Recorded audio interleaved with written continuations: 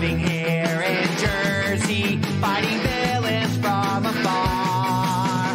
You gotta find first gear in your giant robot car. You dig giant robots. I dig giant robots. We dig giant robots. Chicks dig giant robots. Nice. Hello, everybody. Welcome to the Anime Boomer Podcast. I'm your host, Gator, the guy that presses the buttons, keeps the stream from completely shitting the bed, which happens very often. You already know my co-host, Spooky Weep Trash. How you doing this week, Spooky? Hello, it's your Doomer Coomer over here. Here, ready to doom, and most importantly, ready to cry. In my bed. Cry after watching your exhaustive list of tentacle hentai? Yeah, after I coom, yeah. I'm like, where the fuck have I brought myself to my life at this point? But yeah, hey, what's up, everybody? Early morning stream. Yeah, all right. I guess if you're watching the stream live. Yeah, it's very rare for us to be up this early doing shit. But you know, there's a very special guest who happens to be literally halfway across the planet, like, I don't know, burning Palestine or something. You know him as Encyclopedia Dramatica and YouTube's own EZPZ. How you doing, EZPZ? Hello, everybody. I am mentally ill. And That's my gun. intro. That's my intro. Okay, so anyways, just before the show started, we were talking in the green room, and I'm just going to continue my story from there. Just like this stream, I used to have a stream. Well, I still have it, but I haven't done an episode with my friend for a while. And Gator here was lamenting the fact that there are just not enough paranoid schizophrenics on the internet. Isn't that right, Gator? That is true. I love watching them as they go. They're wonderful. But listen, let me tell you, there's a gold mine of just perfect, insane paranoid schizophrenics on Twitter, and they're not difficult to find. Just need to know how to look. So me and my co-host Viz each have our own system now. What Viz does is she goes to DuckDuckGo, the search engine, the alternative to Google, and she will look up some sort of word, it doesn't matter what, and then she would go to the images and start just scrolling down until she finds some particularly weird and strange images.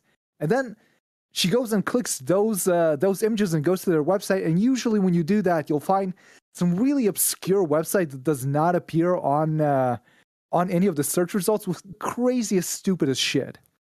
Now, I have my own system. My system is, what I do is, I go and I type in Israel into the search on Twitter, and then I go by latest tweets, and I do this in the afternoon, at what is the afternoon hours for me in Israel, but what is like 2 a.m. for Americans and whoever else might be up, and then I just start scrolling until I find someone completely insane. And you know, once you find one, it's like a network. It's all connected. You go from one person to the next. Hold on just a second. Okay, so just recently I found a guy who believes that I think the Earth is square. You know, hold on. Let me just go into my DMs because I sent some screenshots to someone. Let me just remember exactly what this person had said to me. Let me just find. Oh, there we go. Let me see who these people were. This is just a news article. Just saying. This is some good stuff. Okay, apparently I did not save this, or it was on one of my. See, the flat Earth stuff is fascinating because they've developed all these different coping mechanisms to like describe and to like counter any possible point you could throw at them. So you're like, well, what about the sun? And they're like, no, it's a luminary. And it's just like, what the fuck does that even? You don't even know what that means. That's just a word someone threw out there, and you just picked it up.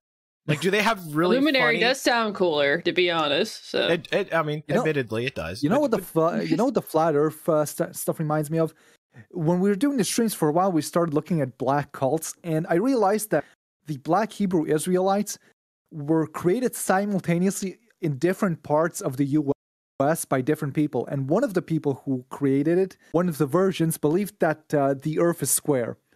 So that's pretty interesting. Let me see. And now you have like celebrities like Beyonce being like, we were kings and shit, and her like she has like a decked out pharaoh costume that she usually wears before she performs because she's like a queen and shit from Africa. Yeah. Isn't she half black? Isn't she not even fully authentic? Yeah, she's only half black. That's actually true. So it's a coping mechanism. That's what it is. Well, she lightens her skin too, wears blonde wigs, and like she's like cosplaying as a white person also. So there's also that. Here's an interesting factoid. You know who else wasn't actually black? Who? What? You know who else wasn't actually black? Barack Obama? Who? The founder of the Nation of Islam. He wasn't actually black. You can see pictures of him. He's like Pakistani. He was probably only pretending to be black. Yeah. The only true black ruler I trust is Justin Trudeau. Okay, you need to check your fucking privilege. That's right. Okay, hold on. I'm getting a little hot. Let me just a second. Good old Justin Trudeau. Okay, his trucker. His trucker disaster going on up there. What? Listen, so anime podcast, but what's going on with the trucks? But by chance, I have no idea. Hold on, listen. The truck thing is going to blow over, and I'll tell you why. Very soon, Justin Trudeau is going to make it up to them. He's going to go on camera wearing a trucker hat, which is his solution to every single problem, wearing a silly costume. So once that happens, they're going to forget about it. I promise. It always works. Is it going to be Von Dutch, the controversial one that was really popular during the early 2000s? The Von Dutch trucker hat? Or is it going to have one with like big, like I love big boobies and big wheels or something like that? Or fish fear me, women loathe me? Yeah. Like one of those kind of trucker hats? You know, nice that shirt, a cool hat, maybe run over a hooker. That's really going to bring them closer together with the truckers. And then this whole thing's going to blow over. Anyways, anime. Yes, anime. Let's talk about anime since this is ostensibly an anime podcast. So you were telling me that you have unearthed your MyAnimeList, which must remain secret and hidden from everyone because of the shame that it brings. Did you blow the dust off of it before you whipped it out? You go. Listen, I'll take this thing to the grave with me, but I'll tell you that I have watched, according to this list, I'm just scroll down and see how many exactly. It's still loading. It's too many. Let's see. Hold on. I need to scroll. Still scrolling. I have almost 600 entries in this thing of things I've watched that I have watched to completion. Wow. I think that's more than me. Yeah, I definitely think that's more than me. And you know what the worst part is? Most of this is complete garbage. I go out of my way to find bad and terrible anime just to watch.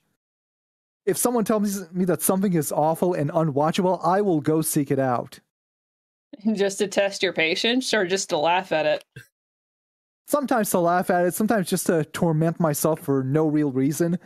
I am obsessed with garbage. I have to constantly look for more terrible trash that is unwatchable. You know, I'm just going to arrange my list according to the score and do it going from the least to most. Let's see what's in number one in the category of things I've given a 1 score to. Okay? Oh, here's a classic. I have no idea why I watched this, but I did watch it. It's called He Is My Master, and it is a that sounds terrible. Yeah. And from my memory, it is a show about a rich kid who, 2 girls who are underaged, they break an expensive vase at his house, and the vase costs millions of dollars. And he's a pervert, so to pay off the vase, he forces the girls to be his maids at his house. Oh, I think I've heard about this one. Yeah, it looks like fucking trash. Absolute like fucking Moe trash. And it was made by Gainax. Oh boy. You know, but as I was looking for my list, I remembered that there's a lost art of watching tongue-in-cheek good reviews for terrible anime, and I found one of the great classics of terrible anime. Have you guys ever heard of ICANN? ICANN? I think so. Yeah, is that the booby anime? The booby anime. 2 episodes of nothing but girls who are 6 years old but have breasts bigger than the size of the entire rest of their body. Yeah, I know about ICANN. Yeah, it's an old meme. Yeah, do you know about ICANN, Gator? I don't. I've heard the name brought up in terms of like just garbage anime, but I haven't actually like heard of it proper. But see, this You don't wanna continues the watch it, trend you from the last. This continues the trend from the last episode, where it's just like it's like, oh yeah, have you heard of insert like fucked up anime here? Spooky's like, oh hell yeah, I watched it like 4 times. I haven't seen it, but look, I haven't. Okay, so I haven't actually watched the anime. I've just seen like a tons of clips going around, and like it used to be like posted on 4chan all the time too, because of how fucking retarded it is. But yeah, it's like they literally like 6 years old, like just like fucking watermelons for tits, and it's like, oh, okay. What the fuck? Oh, yeah. It's unbelievable. The opening theme has an animation mistake when one of the girl's breasts changes places, like her boobs bounce, and then the left one ends up on the right side, and the right one ends up on the left side, and that's in the opening like credits. some fidget spinner shit where it just Yeah, fucking helicopter their tits. And listen, and great. if you go to MyAnimeList and you go to the entry for ICANN and you scroll down to the reviews, the top voted review, which 328 people found helpful, gives it a 10 out of 10. What? Yeah, but listen, I'm gonna send you a link, and one of you who can read it well, who's better at reading live, is gonna read it out. So I sent it in the general chat. Just click it and go to the review, and let's read it together. Oh boy. Let's bring this up on. This has to be a shit post. It is a shit post, but these are great. These used to be a big tradition on my anime list. If you find the worst anime on the site, just scroll down and read the reviews. Because on one hand, there are people there who basically dedicate their lives to writing very self-serious reviews about these shitty cartoons. Like at one point, I considered maybe writing some reviews on the site, and I am so grateful that my English wasn't good enough and that I was too ashamed of my poor spelling to actually waste any of my time doing that.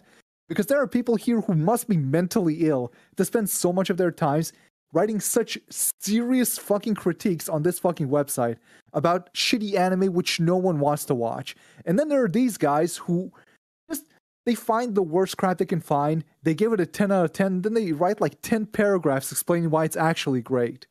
So Gator, you have a nice reading voice. Why don't you read us the review? Oh my god! So this is from Augmented Turnip. He's seen both episodes. This was posted on July 26th of 2012, God. and he This gave is a fucking novel.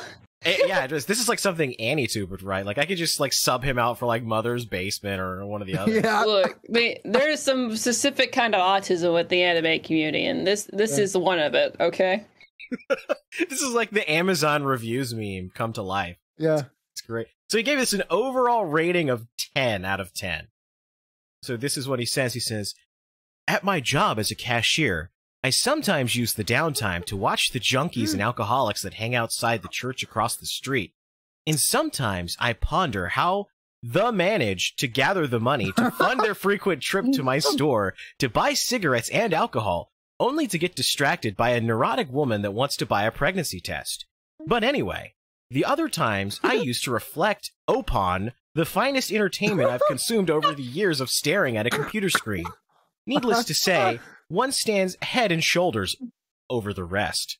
The one, the only, Aiken.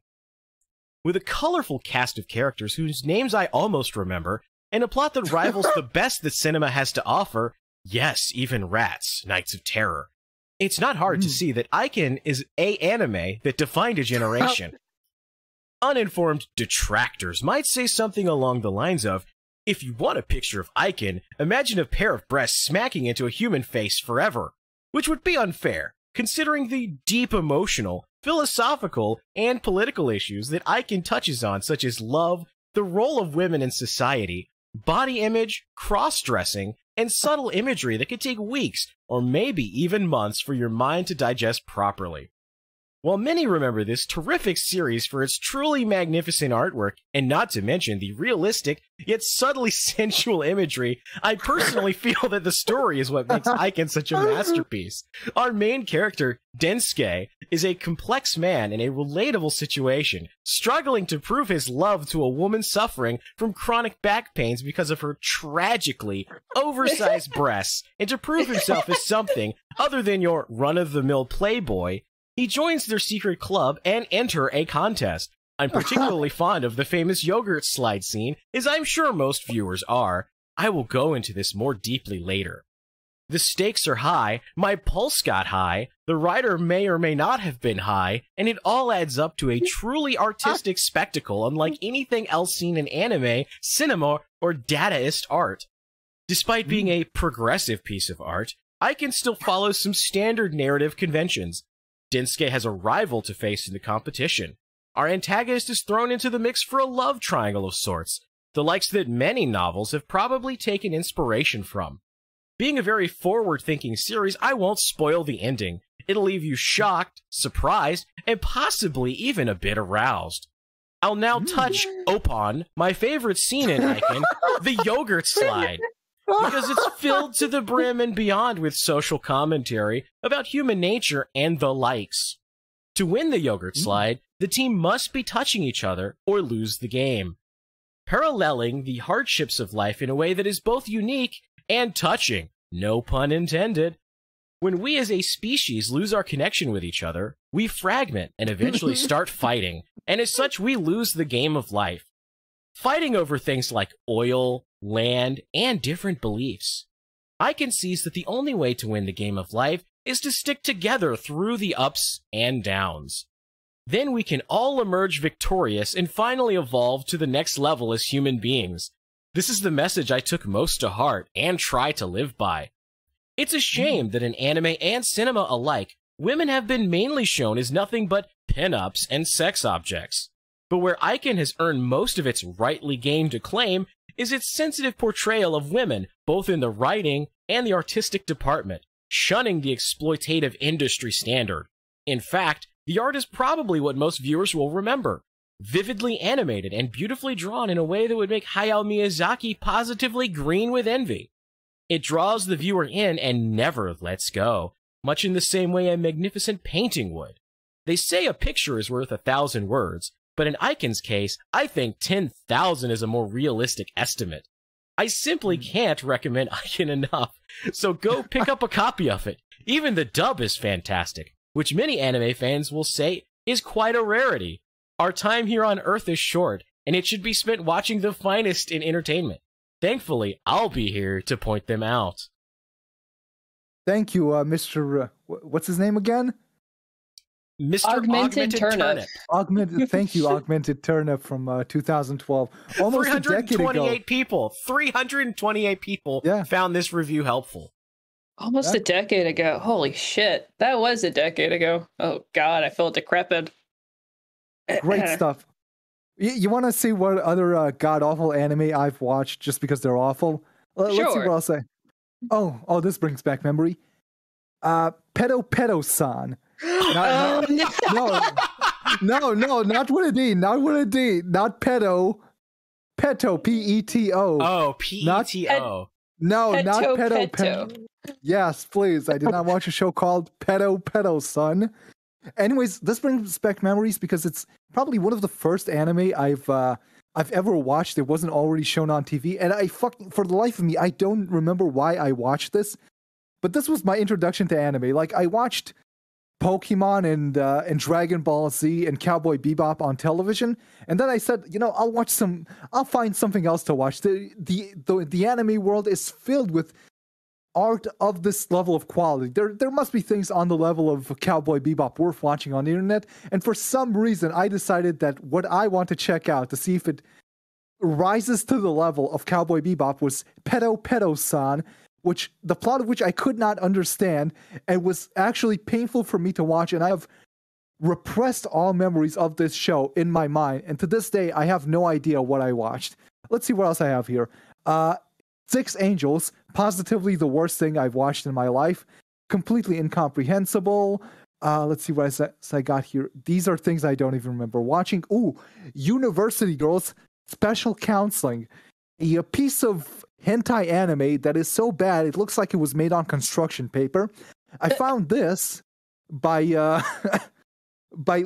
trying to find what is the anime that has the lowest score on MyAnimeList. It's impossible to arrange the scores on a reverse order, so I just had to type in like page 1000, page 2000. Then I went over, so I went back to page 900 and just until I found the page with the worst rated anime, and this is where this was. Highly recommended. Hilariously bad. Again, I'll say the name in case anyone wants to look this up. University Girls Special Counseling. I think this was made by one guy. Oh my god, I found the worst thing. Are you ready for this thing? Sure. Lay it on us. Angels Drop. It's a 5-minute anime about a group of about 6-year-old girls who pee giant marshmallow teddy bears. Huh? What? Yeah. What? Yeah, nobody understands this thing. Nobody understands how this was made. The animation quality is actually pretty good for the year it was made, but it's completely incomprehensible. A bunch of little girls meet together in the room, and then for some reason when they pee, a gigantic gummy bear falls out of them, and they decide that they must make a lot of these for some reason, then just continue to squirt out gigantic gummy bears until the pile reaches the ceiling. And this goes on for 5 minutes, but it feels like you've been watching 5 hours from how little you understand from what you've just seen. And someone paid for this. The animation is pretty good. You don't see little girl genitalia because they're all wearing dresses, but like they stand there and then they're just kind of pop them in the air and there's a giant gummy bear underneath them. This is from 2013. Absolute mad piece of garbage. If someone is looking for bad anime to watch this. This is a mind fuck. I'm pretty sure watching that one would put you on some sort of list. Oh, I'm already on the list from all the shit I watched. This is absolute garbage. I love MyAnimeList. You can find the worst shit. One day I decided to see how many anime have the word rape in the title. You would be surprised. Well, the first 3 results were Rape Man, Rape, and Please Rape Me. Hey, Spooky, is that what you do? You just type in rape on AnimeList? You just go down the list like this one, like this one, like this one? Rape Man. I'm That sorry, actually sounds kind of familiar, actually. Yeah, Hold on. I'm sorry. I my mistake. I was actually looking at Spooky's personal MyAnimeList. My bad. That's not the... Yeah. That explains all the rape. Is Rape Man, is he the guy who wears the underwear around and rapes people? Yes. Yeah, okay. So I might have actually seen that before. Yeah, it's a show, one of the classics of bad anime, about a superhero who teaches women a lesson by raping them. Yeah. Oh, yeah, no, this is like a shitty old VHS yeah, anime. it's like from the 80s. Yeah. Like, whenever Japan had a huge economic boom, they had a lot more VHSs they could make, a lot more, like, straight-to-video anime. So they made, like, a shit ton of them. Some of them are good. A lot of them are bad from, like, with straight-to-video. And that was one of them. Yeah. The Rape Man. Hold on, let me just click it. Yeah, I've never seen the actual anime, but I know of it. I have. There's something wrong with... I think MyAnimeList is down. Are you shitting me? Oh my god! Yeah, it is. I got a. They're trying to shut us down. They don't want me to expose them. Holy shit! Yeah, it is. It's actually down. They're just like someone on MyAnimeList staff is just sitting there listening to the stream. It's like, oh shit! Just turn. Too much rape. No, we gotta fucking unplug the server. Unplug the server right now. You gotta shut it down. They know. That's some shit. I love things that are so bad they're good. So I look for that shit in anime. There's very little of it. Most of it is just so bad it's just bad, nearly unwatchable. But you can find some gems. Refresh it. I think it's back up now. And I think the guy who made Rape Man also made like something really good. I think maybe he made what's his name, Lone Wolf and Cub or something like that. Like let's see, sound director. Episode director, animator. No, it doesn't tell me who wrote this, but the guy who made this also made something like of really high quality, something like Lone Wolf and Cubs. Oh yeah, that's a samurai manga where it's like okay. Well, that's an award-winning show. That's like legitimately good. Okay. Well, it's not a show. It's a manga, but it's really great. Let's see what else I've got here. Oh god, I've watched so much crap and I just repressed it because I don't want to remember. It literally takes up real estate in my brain. Anyone here ever watch Dracula, Sovereign of the Damned. No, but the Here. name sounds familiar. Yeah. Let's see. Dracula, Sovereign of the Damned. Yeah. Another great recommendation for so bad it's good anime. It's about Dracula. He is the Sovereign of the Damned. And at one point, the most famous part of this anime is when Dracula loses all his powers. So he just goes and eats a hamburger. Yes, I've seen this clip. Yeah. That's okay. I knew I had heard of this before. Yeah. I like it. It looks like an old like comic book from like the West, not like an anime, but an old Western comic. Let's see. I take this hamburger and I eat it. Oh, That's yeah, amazing. Hold on. I think I found another. There's one that's really obscure that almost no one knows about, but I find absolutely hilarious. Let me see if I can find it. There's no way we can watch something on stream, is there? No, we'd probably get struck super the hell down. I doubt we'll get struck from this because it's an OVA from 2003 of a 3-minute video that was submitted to some sort of art festival. An art festival. Oh boy. It's unlikely that we'll be in trouble for this. Let me see if I can find it on YouTube still. I like really like out there anime that only like weird like artistic nerds from Japan would enjoy. See, that's the kind of shit I look forward to. I found it. Is there any way we can watch this together, or is that's not going to work? If you tune into the stream, I'm like streaming it into the Discord, and I have the audio piped through.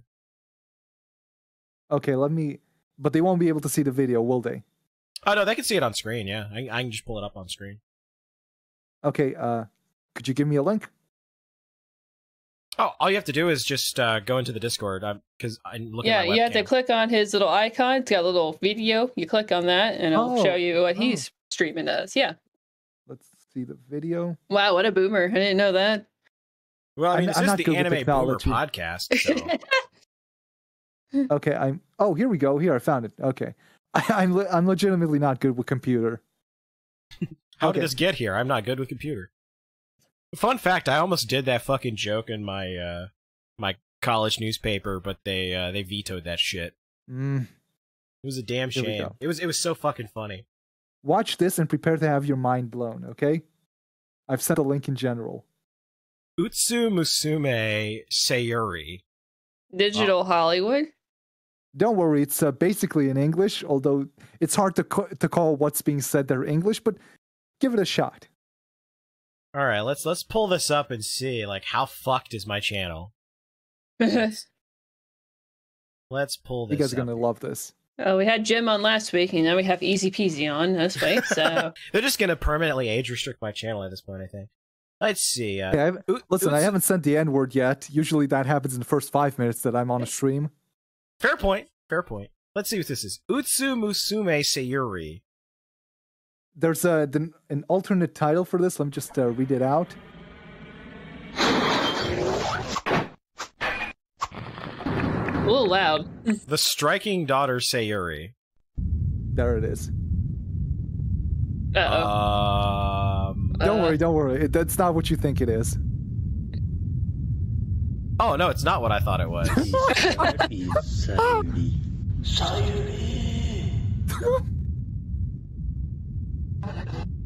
This man is Hiroshi. Hiroshi married into Sayuri's family. Hiroshi.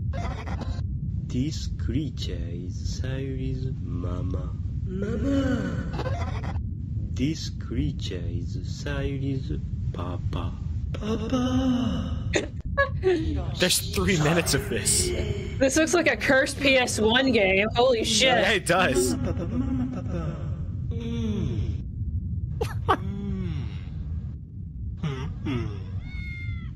Sayuri, your time has come. Oh no. We would describe what's happening for the podcast listeners, but you really can't. The time to strike is here. It's the difficult time to strike is here. Hey, strike it. Hurry up. It's like you died and went to hell, that was filled with nothing but impressionist art. Strike it. Strike it.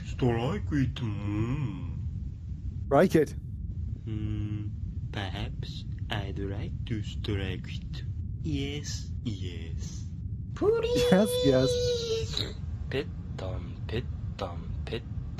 up.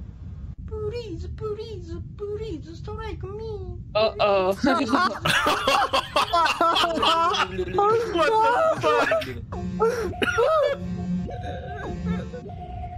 Please strike me here on my butt. Strike here and here. Oh my god, this is...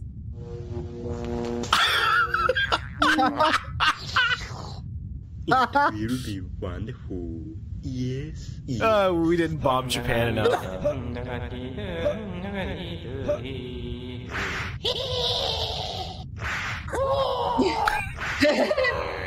For people listening on the podcast, he's slapping that ass. Shotting gun, what the fuck?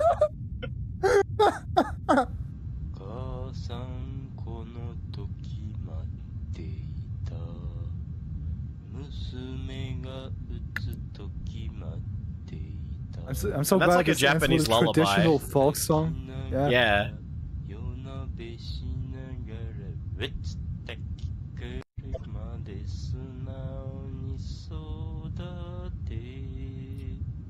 Are you guys happy you watched that? Well, I had no idea what the fuck I watched, but it gave me a giggle, so. I have no idea what the hell I just watched, and I think I just lost some brain cells for whatever that was. I can't remember where I dug this up. Yeah, that's impressive. How the fuck did you find that schizophrenic nightmare? I have no idea. I legitimately can't remember how I found that thing. Well, that is incredible. Yeah. Honestly, I don't even know what to say. That was an acid trip. You see, I love finding weird shit like that. Just to be like, what the fuck did I just watch? That's how I watch a lot of deranged shit. Yeah. Like have you guys Tuna ever Mel-chan watched last week. Yeah. Did you guys ever watch what's the name of the show? Hold on, I'm looking at it right now. What's the English name? Hold on. Micro Commando Diatron 5. I have no idea. I've heard Diatron 5, but I've never watched it. So let me explain some of the backstory of Diatron 5 and other movies from the same company. So there's this director who makes god-awful kung fu movies. And what he does, he takes kung fu movies that already exist and he splices them together and just dubs over them. And he's known as the worst kung fu director in history. Then there's this other guy who does the same thing with shitty anime, just buys up the rights to garbage anime from the internet, from the 80s, and splices them together.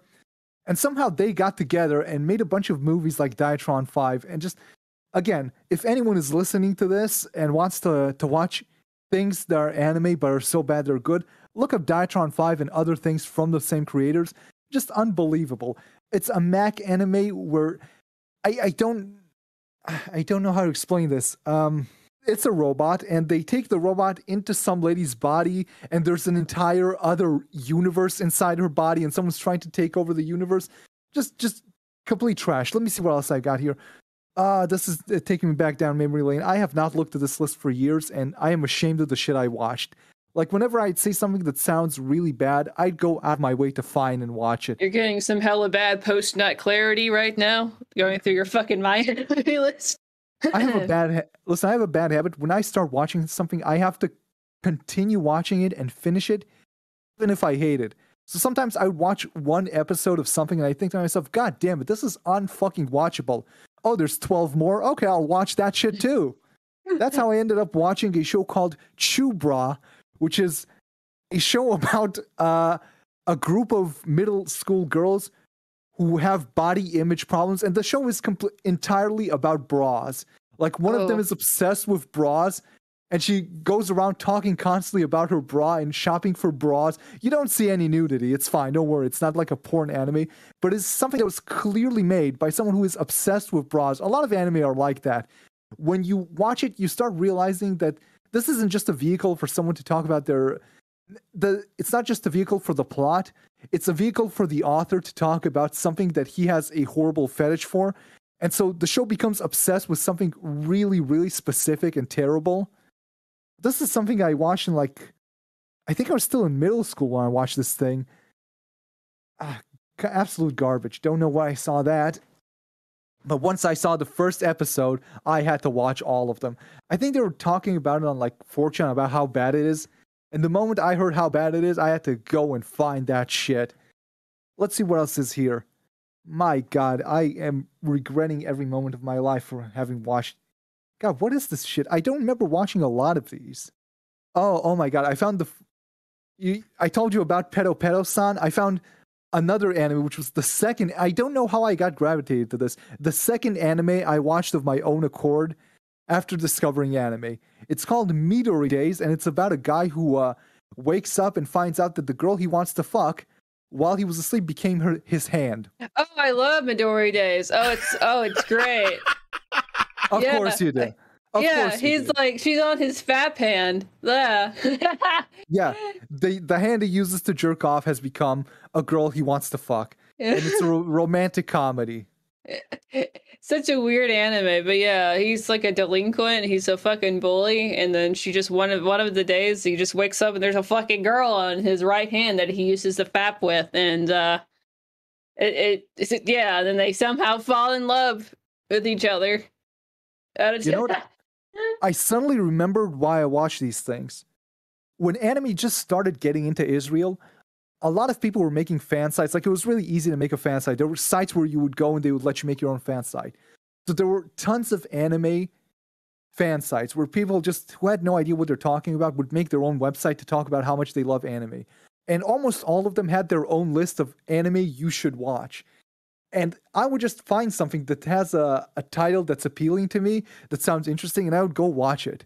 And so this is how I found things like Midori Days and Pedo Pedo-san. When some Israeli guy in middle school suggested it to me, and I was like, yeah, I'll go watch that. That sounds good. It was never good. Well, that's how they get you, is that, yeah, people, people will recommend, the shittiest fucking, like you just saw, we just read that review. 10 out of 10, would watch again. No, but that guy was being ironic, but there has to be at least one guy who thinks this is seriously good. Well, right, that's what happens. You always have, the one friend who's just you should watch this. It was so great. It changed my life. And you're sitting there and you're just I shouldn't be within 100 feet of that guy ever again. Oh, that reminds me of a story. When I was pretty young, in grade school, I think, or middle school, I used to hang out on an anime forum. And one time, against my better judgment, a couple of times, I went to a meetup of that anime forum.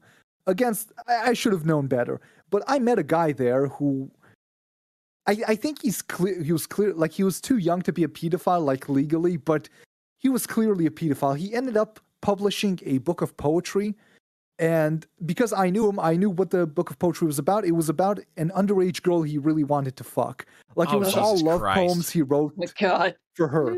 Yeah, and he was really pretentious. He wrote poetry, so of course he was very pretentious. He was a middle school kid who wrote poetry. Up his own ass. So which Anituber did he become?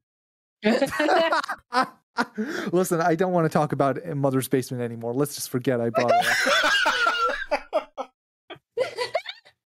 Oh, Jeff. No, but the really fucked up thing was that he would also give me the worst anime fucking advice to watch. One day he came to me, and this is a guy who writes poetry. He must think very highly of himself at that age. He published a fucking book. Of course, it's a book about him being a pedophile, but whatever. And he's like, hey, you know what you should watch? The best anime ever. Watch a show called Green Green. Have you Have you heard of this shit ever? I don't think so. Well, I've been Googling all these animes you've been listing off. See, bottom of the barrel hentai anime. Just I don't know why. I think the fucking opening credits have a guy jerking off. This was his idea of high quality anime. Oh god, it was based on an H game. Yeah, go figure that the Sex Pest thinks that Sex Pest anime is top tier. I hate anime, and I hate people who watch anime, and I hate anime YouTubers. That's my final statement. That's where you're on an anime podcast talking about anime, right? That's fair. That honestly, that's fair. Hayao All of them have Miyazaki was garbage right. taste. Anime was a mistake. It kind of It was a mistake. Yep. All of them have terrible taste. They're all garbage. I fucking hate them. I hate Mother's Basement for one reason only. What's the name of that show? What's the name of his favorite fucking show? That fucking isekai. ReZero. ReZero. I hate ReZero. I fucking hate ReZero. ReZero is fucking trash. It's self-indulgent, masturbatory garbage. Fucking, it's a show. Cody from Anime Outsiders said this to me, and I think he described it perfectly. It's a show for people who hate themselves. Fucking despise this show, and it is his favorite thing ever. I don't know how people watch this thing. Well, you know what? We had Necro 13 on not that long ago where he got into an argument with Mother's Basement over ReZero. And you know what? He said that ReZero helped him get over his father's death. Mother's Basement's father's death. Fuck him. Not even Fuck kidding. him. I hope his father comes back to life and dies again. Okay? Makes fun of his trash taste in anime and his wife that does pornography for a living and calls him a cuck, and then he dies again. I can't believe they share a fucking camera. Like, he can't make his fucking anime review episodes because his wife needs the camera to whore herself out. and the What lighting a fucking too. arrangement. If you notice, his lighting changes all the time. So apparently she takes the good lighting too, when she spreads puss hole. So Imagine not baby, being I able need to to- record a video because your wife is like, fucking spread eagle for her OnlyFans. Baby, I need the ring light. I need the lighting for my butthole. it's like that. It's like that fucking meme where it's like the shriveled up guy. He's and the woman like with the big tits and the red hair. We're like, Sweetie, honey, it's 4 o'clock. Time for me to shove another dildo up my ass. okay, dear. honey. God.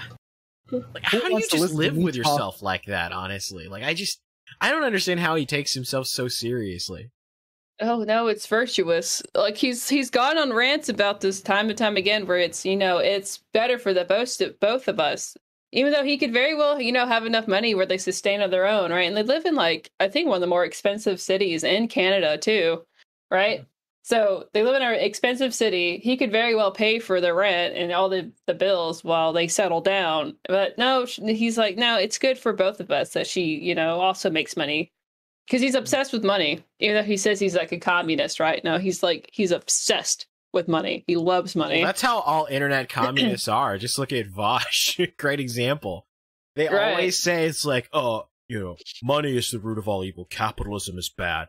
But you should donate to my Patreon and super chat me lots of money. Because that's how they all Listen, are. I'm not here to talk about anyone's personal beliefs. I am here to complain about art. I am the foremost terrible art critic on the internet. I should make my own fucking anime review show, but I don't have the energy for it, so I'm just going to complain about it here. Here's why I hate ReZero. The reasons are, of course, many.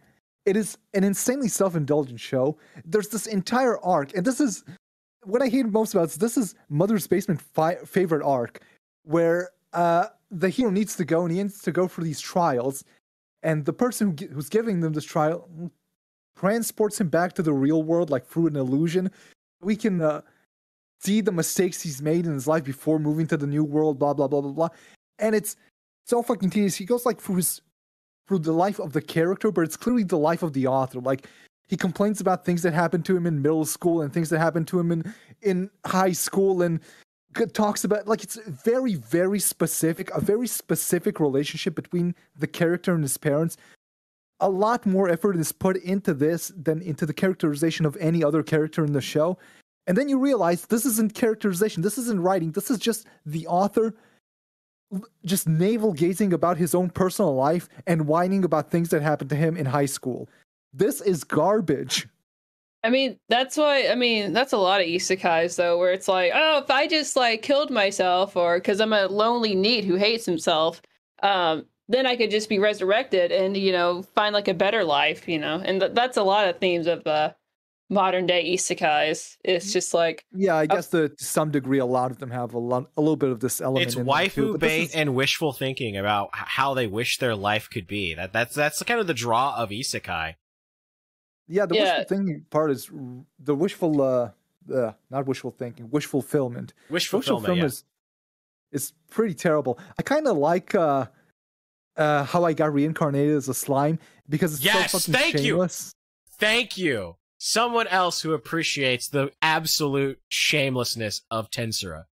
But what I love most about it is that season 1 is like, oh, let's build a country, let's have some fun. Then season 1 ends with, hey, let's enslave this entire race and make them work for us to do road work and do manual labor. And this is so great. And then in season 2, he's like, hey, let's commit a war crime and kill 10,000 people for fun.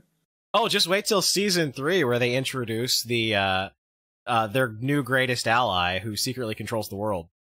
Oh, the most recent chapter. Yeah, I read it. Like, I'm pretty... Yes, I was reading that and just fucking dying. I think they're implying something. Yeah, I couldn't imagine what. What. I mean, it's not like they're going to fly some dragons into some buildings in Rimuru City or anything like that. But seriously, he committed a war crime. He enslaved an entire race. In recent chapters, he started a cult, which reveres him as a god. He's a fucking... Rimuru is a war criminal. That is what the show is about. Oh, I got reincarnated as a slime, then turned into a war criminal? Is this what it's about? Pretty much, yeah. Has either of you watched any of the Monogatari series? I literally have never watched a single episode. A little bit. Just from screen caps, I have a feeling it's a show about a pedophile. Am I correct in this? Well, it's from what I understand. Sorry, I'm reading. No, just I understand. Badass. Yeah. Monogatari fans are the most like cringe-inducing people on the fucking planet. Monogatari fans sneak into children's bathrooms and lick the toilet seats. Okay. I would believe that. It's about waifus with like special abilities and powers and stuff like that. It's like kind of like a fantasy thing, right? But it's totally like waifu bait because it's about like even like in the openings, every girl like there's like a chosen girl that gets like an opening song dedicated to her. That's why there's that one where it's like, oh, the meme song, I forget. Fuck, what's it called? Rene something. Yeah, that one with like the green hill girl. So it's like every kind of season has like a dedication to like one specific that's girl. Where that comes from? Yeah. From Monogatari. I've been meaning to watch it. Rene circulation, yeah. Yeah. So that's where that comes from. But because it's waifu bait, there's every kind of waifu, like you name it. So there's normal big titty girls, and then there's the little girls, and then there's the girls that turn into big titty waifus into little girls, and then there's girls that are like cat girls. You ever heard like that kind of meme where she just says "nyan" like a million fucking times? That's also from that series. I'm pretty sure the main character's main characteristic is that he's a pedophile. Like I remember seeing a clip from the show where like a girl is like, wait, you're an imposter, you can't be him because he's a pedophile and you're not molesting me. Like, I remember that's like a scene from the show. It's probably a joke from it, but yeah, like they all have like special powers. I haven't seen it fully. I've been meaning to, but yeah, it's definitely got like the lowly character types. It bothers me how it bothers me how accustomed I've become to pedophilia from watching anime. Like I'm just because listen, the first time I saw, like I told you, I saw that pedo something. It was the first anime I went out of my way to watch myself, and the shows with the pedo shit had not. I think to this day there aren't actually ever been aired on Israeli television. Not deliberately, but like there's nothing worth airing there. But one of the characters is. I remember this really bothering me. He was a pedophile. He's like, he wants to fuck the 13-year-old sister of the main character.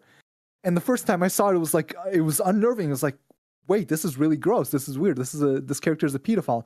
And as you continue watching anime, you see this so often that eventually just washes over. You're like, hey, that character is a pedophile. And you feel like it's a normal trait to have.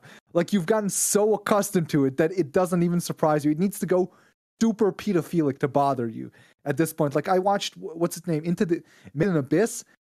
And I was like, wow, this is really pedophilic. Like, it's more pedophilic than the regular stuff, which makes it uncomfortable. Dude, the manga's so much worse too. Like it's so much worse. Like I was like talking about how good it was. So I was like, okay, I'll check out the manga, not knowing really much about it. And the guy who writes it clearly has a fetish for torturing children, molesting children, and people urinating on themselves. It's very, very clear. Yeah, Wait, no, isn't that the that's a anime common that thing. just started on Toonami? It's the one where they go inside of a big ass hole because there's like weird shit inside of it, and it's like two children. Made in Abyss, right? Yeah, he's got like a robot body. Yeah, that just started. That just started on Toonami. No, the first season was like 2 years ago. Yes, I know. Well, it's on Toonami now. Yeah, well, on I cable. don't have that channel here. It's on Cartoon Network. Yeah. It is. It like even without actual like child molestation, it gives off a constant permeating pedophilic vibe. Like you feel like it's radiation, like you're standing next to some uranium while you're watching this. You feel your inner organs liquefying as you watch the show. This incredibly nasty vibe. Like you can't even place your finger on it because nothing bad is happening most of the time. But when something happens, like this is very creepy. Let's see what else I got here on the list. Israeli man joins anime podcast to talk about pedos and anime. And cult.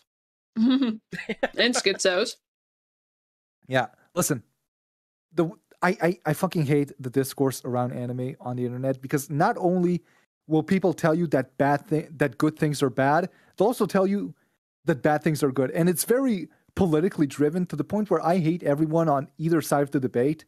Because I will not pretend to enjoy Shield Hero and Goblin Slayer just because people are angry at it. I do not like either of these shows, and I'm not gonna pretend that I don't.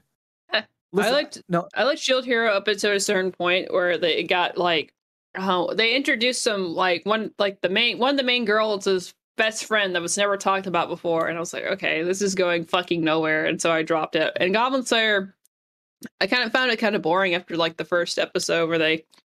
You know, they show how fucked up the goblins were, but then it was just like, okay, this is like... Yeah, Goblin Slayer starts off good. Like, you look at it and, oh, there's like, this is pretty gritty, and there's a little bit of symbolism there with his helmet, and there's good characterization. But very soon, the show becomes extremely repetitive. And this is even worse if you read the light novels. Because every single chapter is just the same conversations happening over and over and over again. I fucking hate goblins. Let's go kill goblins. Yeah. He's like, hey, we should go kill goblins. And the elf goes, I don't want to kill goblins. And then the dwarf says, hey, you don't have any titties. And then she says, hey, you're fat. And then he tells her, hey, you really don't have any titties. You just got no titties. And then they get angry. And then the lizard says, hey, I love cheese. Give me some cheese. And then the little girl who's the priestess pisses herself in her pants. And then he goes and he throws some knives. It's the same conversations over and over again. Every fucking chapter of the fucking light novel is the same conversations repeating themselves. Same thing they said in the previous chapter, they say it all again now. The same exact lines. It's unbelievable that anyone gets away with this. Yeah, that's why I didn't really care for it, because it got very boring very fast for me too. Like, I know a lot of people love it, but People, listen, there's nothing special about this show. It is a harem anime, nothing out of the ordinary, except there's some goblins who rape people sometimes. Other than that, he has like 9 different girls who all want to fuck him, and he's this wish fulfillment Ryan Gosling in Drive character who never talks and looks like he has autism, and that's supposed to be cool somehow. I mean, he only obsessed with one thing and one thing only, killing those goddamn goblins. Genociding all those fucking goblins, man. The only good goblins are the ones that never crawl out of their stinking holes. That's pretty good. This is such tasteless wish fulfillment because you know who this appeals to. It appeals to socially awkward losers who think that if they sit around and don't talk to anyone and look very, very dark and very pensive, just sitting around drinking alone, that girls are going to find them attractive. They're not going to find you attractive, okay? Oh my god, he's just like me. Yeah. He's just like me, except for the fact that he's competent and able to actually do things. Like this character, and he's fit and attractive, and that's right. And he's ripped like a fucking Adonis body. Yeah, he's like, he has 0% body fat. He can kill a horde of monsters all on his own. Women are attracted to him in this show because he's actually cool. There's more to being attractive to women than just not talking. That's just autism, okay? And dudes watch the show and they think, yeah, maybe if I act like that, women will like me. No, they will not. Slick my hair back, wear a jean jacket, and try to act aloof. They'll ignore you, which is maybe for the best because you're really fucking annoying. Maybe these shows are good because they're doing women a favor by getting these men out of the gene pool. They just get them, they convince them to go to the bar and never talk to women at all for the rest of their lives, waiting for the women to come to them. And that's how women are protected from weird, creepy guys. And you know what? Japan's figured it out. Anime industry. We've had this discussion like quite a few times, especially when Cody comes on, where it's just like a lot of anime, like some people like there's a lot of ageism, if you want to call it, in anime, where people like us who are like old figs who are like, okay, maybe anime's turning to trash actually, and then the younger folks like the Zoomers are like, no, it's just you guys are old. There's like it's just that you're growing bored of it. Trash. But it's just like I've noticed like anime's always had like beautiful women in it, right? Like that's just like the perks of anime. You have pretty people like in front of it. But the thing is, it's turned less into like, okay, we're gonna have like an interesting story with attractive people, like this an added bonus. But now it's just like, okay, we're gonna appeal to the lowest common denominator, which are fucking these insecure Japanese otaku that don't know how to talk to women and just have waifu bait anime, and it's turning anime boring. Listen, unless you started watching anime in the 80s, harem anime has always been a thing. Like, what's its name? What's the name of that show that's really, oh god, Jim talked about it. That fucking show with the women who are alien waifus. Tenchi. We're talking about Tenchi. Muyo. Yeah, Tenchi Muyo. Like, that was a harem anime. You're right. To a degree. Like, this has always been a problem.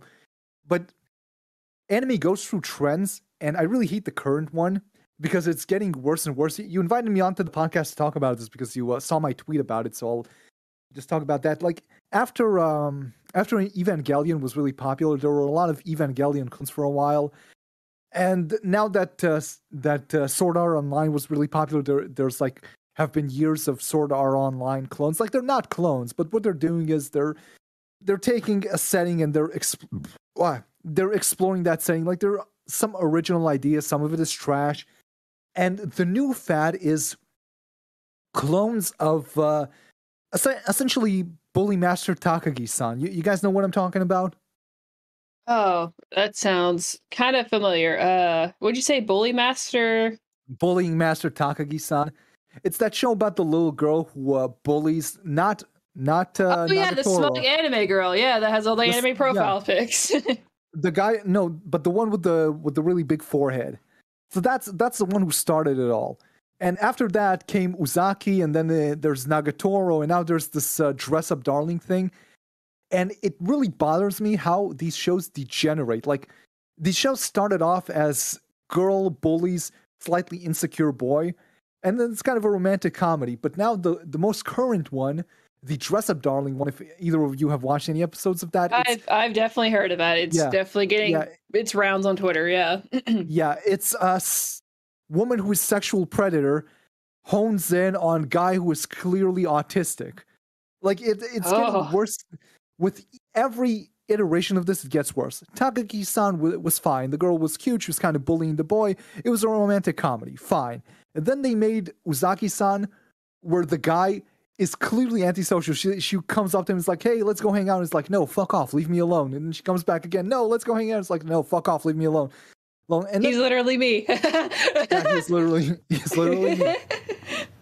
And then with Nagatoro, it starts becoming kind of depraved because in the first episodes, Nagatoro is clearly a sadomasochist. Like, she is sexually aroused by bullying a guy with social anxiety. It's very clear from the first episodes. Like, this show.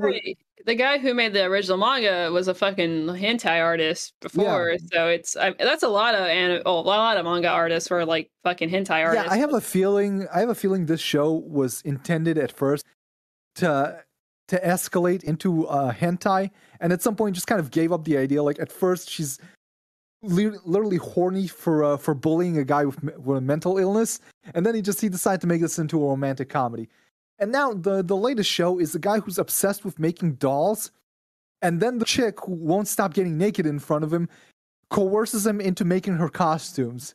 Oh, that's what that's about. I thought it was just a guy who really liked cosplay, and she was like, "Hey, I like that. I'll model for you for your cosplays." I didn't know it was no, more she's depraved. making him do it. She's making him do it, and there's like a scene where she wants him to measure her feet to make her shoes, and it's very uncomfortable because if you think of the, I gotta tell Bibble about this anime. He'd be interested. oh yeah, he'll love it. It gets worse and worse and worse because, again, with Nagatoro, it was already getting weirdly sexual, and the guy is so awkward. It starts looking like he has a mental problem. And with this one, it is just worse. And the reason this happens, why this is trendy, is because the wish fulfillment fantasy is not good enough anymore for losers. Anime's wish fulfillment fantasy for loser men used to be that through some circumstance, through a meet cute, you'll run into a cute girl and you'll fall in love with each other, even though you're sort of an awkward loser and she's hot. But that's not enough anymore because now it's got to be like 6 different chicks that are all interested in you of all varying types. It's worse because those shows at least told you that, you know, if you go out there and you talk to a woman, maybe something will happen. Maybe you'll get into a relationship. These shows are a lot worse because in these shows, the guy doesn't want to talk to her. And these are basically the even worse version of the manic pixie dream girl from American movies, where the girl decides for some reason that she really likes this guy, even though he has no positive traits, and just latches onto him and won't leave him alone until they're romantically involved.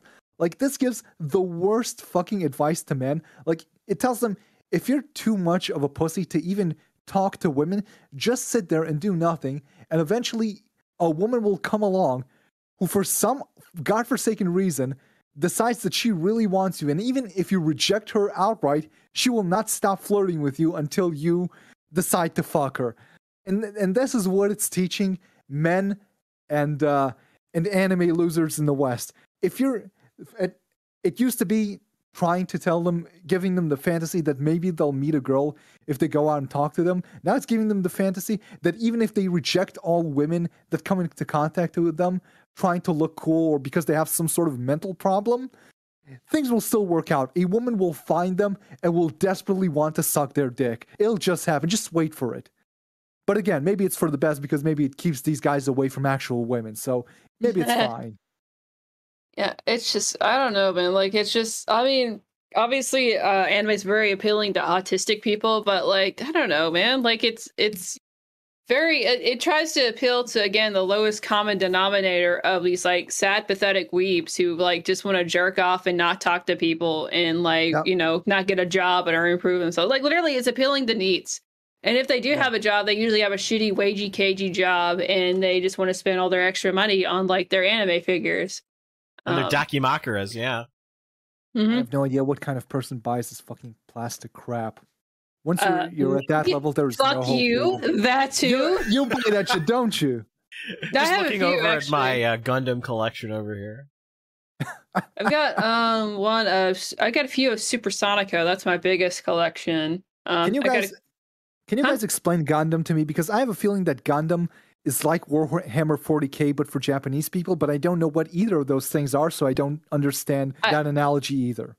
I don't understand it quite, me personally, because I don't watch a whole lot of mechas, unless they're like compelling, but I think Gator can explain it more. Yeah. So you know how autistic people really love trains?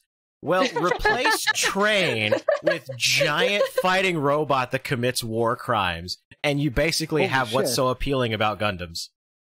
You know, if you combine giant robot that commits war crimes with trains, you'll have a mech anime about the Holocaust. I mean... Come on! Giant train robot committing war crimes? See, that's the Gundam the fucking Nazi train. No, listen, the giant Nazi train combines into a Megazord and walks all the way to Auschwitz. I think that would be great. And just fucking dumps the into the fire. Just you know what? Somebody hit up Tomino and just be like, hey, I've got a great fucking idea for your next Gundam series. Listen, if we dress it up as being very high-minded, I'm sure Aniplex will make an anime.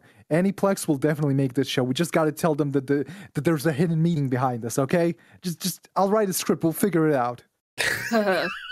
Speaking of Jews being represented in anime, how'd you feel about Attack on Titan? Will your people pay for the wall they destroyed, EZPZ? You know, I mean, I never noticed the wall. Oh my god, listen, I've been making the Titan Jews joke for a while, but I just realized the walls are like the walls around Israel. Yeah. I never realized that before. It's Israel. By the way, has any of you noticed that a lot of the alien girls have a really big nose? They do. Yeah, they do, yeah. They all have German names. And they all have suspicious tits.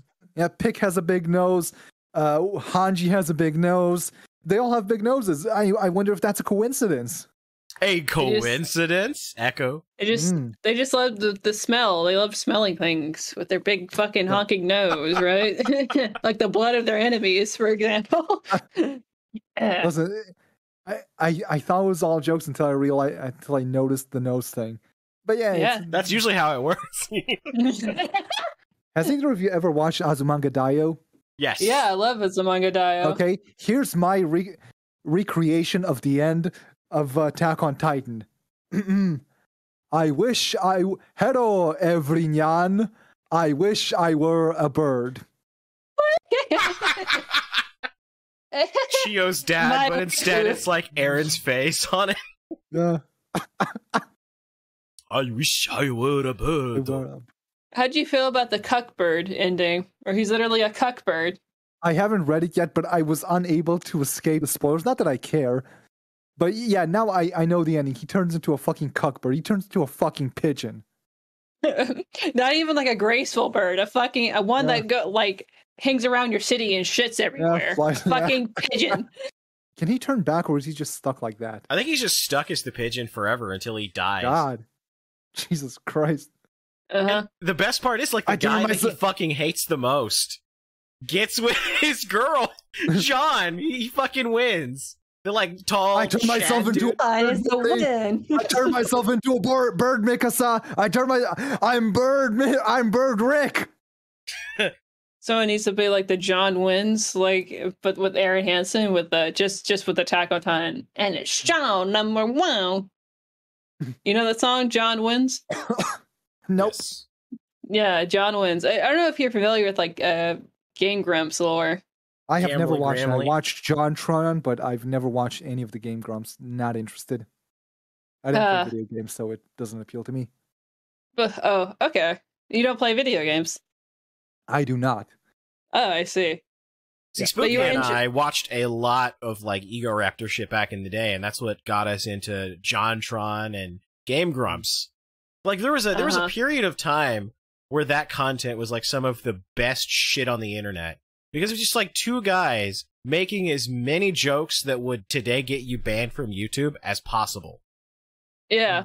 And that was a time where PewDiePie and all them were doing face cam, and they were and doing horror stuff. And they're like, we're not going to do horror or face cam. We're going to play these fucking games from the 80s we grew up playing. And then say the N-word a lot.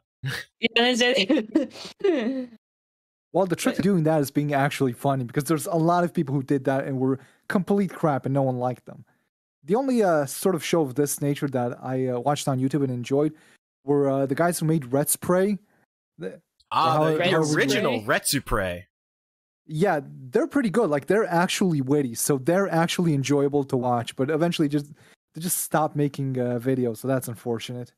Well, I think they stopped around the time that Let's Plays really started to explode in popularity. So they're no, people stopped watching them when that happened. But I started watching them a long time after that, and they were still making videos, and I kept watching their videos until there's some game that was so bad they just stopped making videos for 7 months instead of continuing it. And after they went back to it, the wind was just completely out of their sails. But their videos that they made that people missed out on because they stopped watching them, about Dahir and Sat, that they made were absolutely genius. I recommend everyone to go to Retsu and look up the Dahir and Saad videos.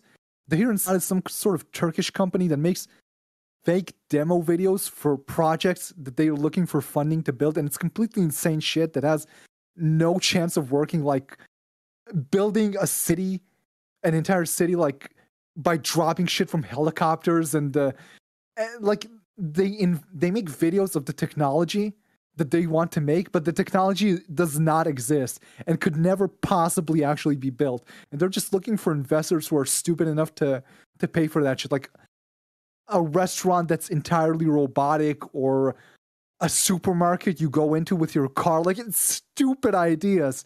And they make 3D videos of how it'll work, and you watch and you think, there's no way that this would work. Who would give you money for this? Mm-hmm. And so they made videos laughing about it, and it's really great shit. And everyone missed out on it because they stopped watching their videos. I suggest people look it up. It's really wonderful. Speaking of YouTube channels, like, I want to ask you, so like you've done some, not all of your videos are cartoon related, but I know one of your most popular ones are making fun of like Steven Universe and like the Western animation scene in general. Yeah. So have you been keeping up much with like the garbage that's coming up? Like, have you kept up with the old Guardian Spice and seen that fucking heart garbage? I haven't gotten around to what's its name? High Guardian Spice. High Guardian Spice. You said old Guardian Spice. That's what confused me. Sorry, I'm a little tarded. I'm sorry. I checked out Owl House and what's it called, an Amphibia. Man, pretty okay now. Worth making a video about. I don't really want to watch any more children's cartoons, but every now and then people like recommend me and ask me what I think about it. And I'm like, I'll check it out. I'll go watch it. And most of it is not worth making a video about. Like, I don't even want to make videos about children's cartoons anymore. As for High Guardian Spice, it's quite a shit show. You mentioned it on the gym stream, and what's his name? It was either Tom. I think Cody talked about my video when I interviewed that guy from the industry. After that, a bunch of other people told me little things, but I just completely lost interest in making cartoon videos. So I never made a follow-up on it because I just don't care. But the industry is completely fucked. And the people who made High Guardian Spice, you mentioned this on the stream, they're connected to a group called Women in Animation, and that group is a complete scam. Like, it's a joke. Wait, that's a group? It's a little... Wait, is it like a cult-like group that just makes like shitty animations? It's like a union or an advocacy group for women in animation, as their name would imply, but they're incredibly unprofessional, and basically all you really do is you give them money, and they're supposed to help you get a job in animation, but they, of course, never do, and they have a shitty website where if you have to give all your personal information, so if it's ever hacked, all the women will get doxxed, and there's no place there to actually present your art, and all the money that they collect goes to meetups, where it's supposed to be like a place to network. But I talked to some people who have been there, and it's basically just an excuse for the women who run this organization to take the money and buy themselves drinks. And all the actual industry veterans who are there won't talk to you. So you're just giving them money for nothing. And listen, after I got interested in this, I never made a video about this because I just stopped caring. But someone told me I should look at their WD-90s, and I couldn't make heads or tails of it, but I showed it to two people who are accountants to look at what they can understand from this, and apparently either this group has the worst accountant on earth working for them, or they are literally stealing all the money, because according to their own tax to their own tax files that they filed, exactly 0% of the money that has been donated to them has been used for anything related to this organization. They are most likely stealing this money, or they have a really shitty accountant that doesn't know how to do his job. But if you look at the fucking files, and if you know how to read them, it just says, we've been donated so and so money, amount of money we used to do things related to promoting women's careers in the industry, 0%, 0%, 0%. All this money gets stolen. And by the way, you can see proof of this because High Guardian Spice ended up employing people from Women in Animation, but the women they ended up employing were the women who were running Women in Animation. They used their fucking organization to get themselves jobs, not the. Yeah. So was that why they were like before there was any promotion of like the actual show, what it was about? It was just like, look, we have women here. We're promoting women. We have women only. Listen, the people who are making the show are very connected to this women in animation organization, it seems. By the way, the entire thing is like a racket.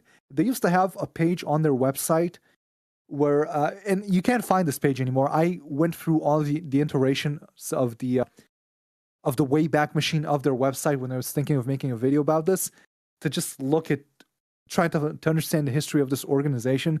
And for a brief period of time, they had a page that showed all of the studios who have donated money to them. And basically almost every animation studio in Hollywood was giving money to this organization. I feel like this is a racket. I feel like they're telling them, listen, either give money to women in animation or we're gonna call you a sexist. That's my opinion of what's going on there. Oh, another weird thing about this, they claim to have branches of this organization in places like Canada and Ireland and India and France. There is no evidence that any branches exist. Like I can find I can find evidence of the branch in Ireland existing, but it doesn't seem like the woman running it has anything actually to do with them. Like she runs a blog where she tries to have little get-togethers, but it doesn't seem like she's actually getting any money from them or has any actual connection to them. Like it's a lot like the Women's March had a lot of branches all over the country, but eventually it was found out that those branches are branches in name alone, and that the main organization was not giving them any money for their budget, and there was constantly like bickering, like they were keeping the main people running the organization were keeping the money for themselves and letting people use their name as a franchise, but not actually sharing any of the donation money. It seems like this is what's going on with the women in animation thing. It's a complete fucking racket.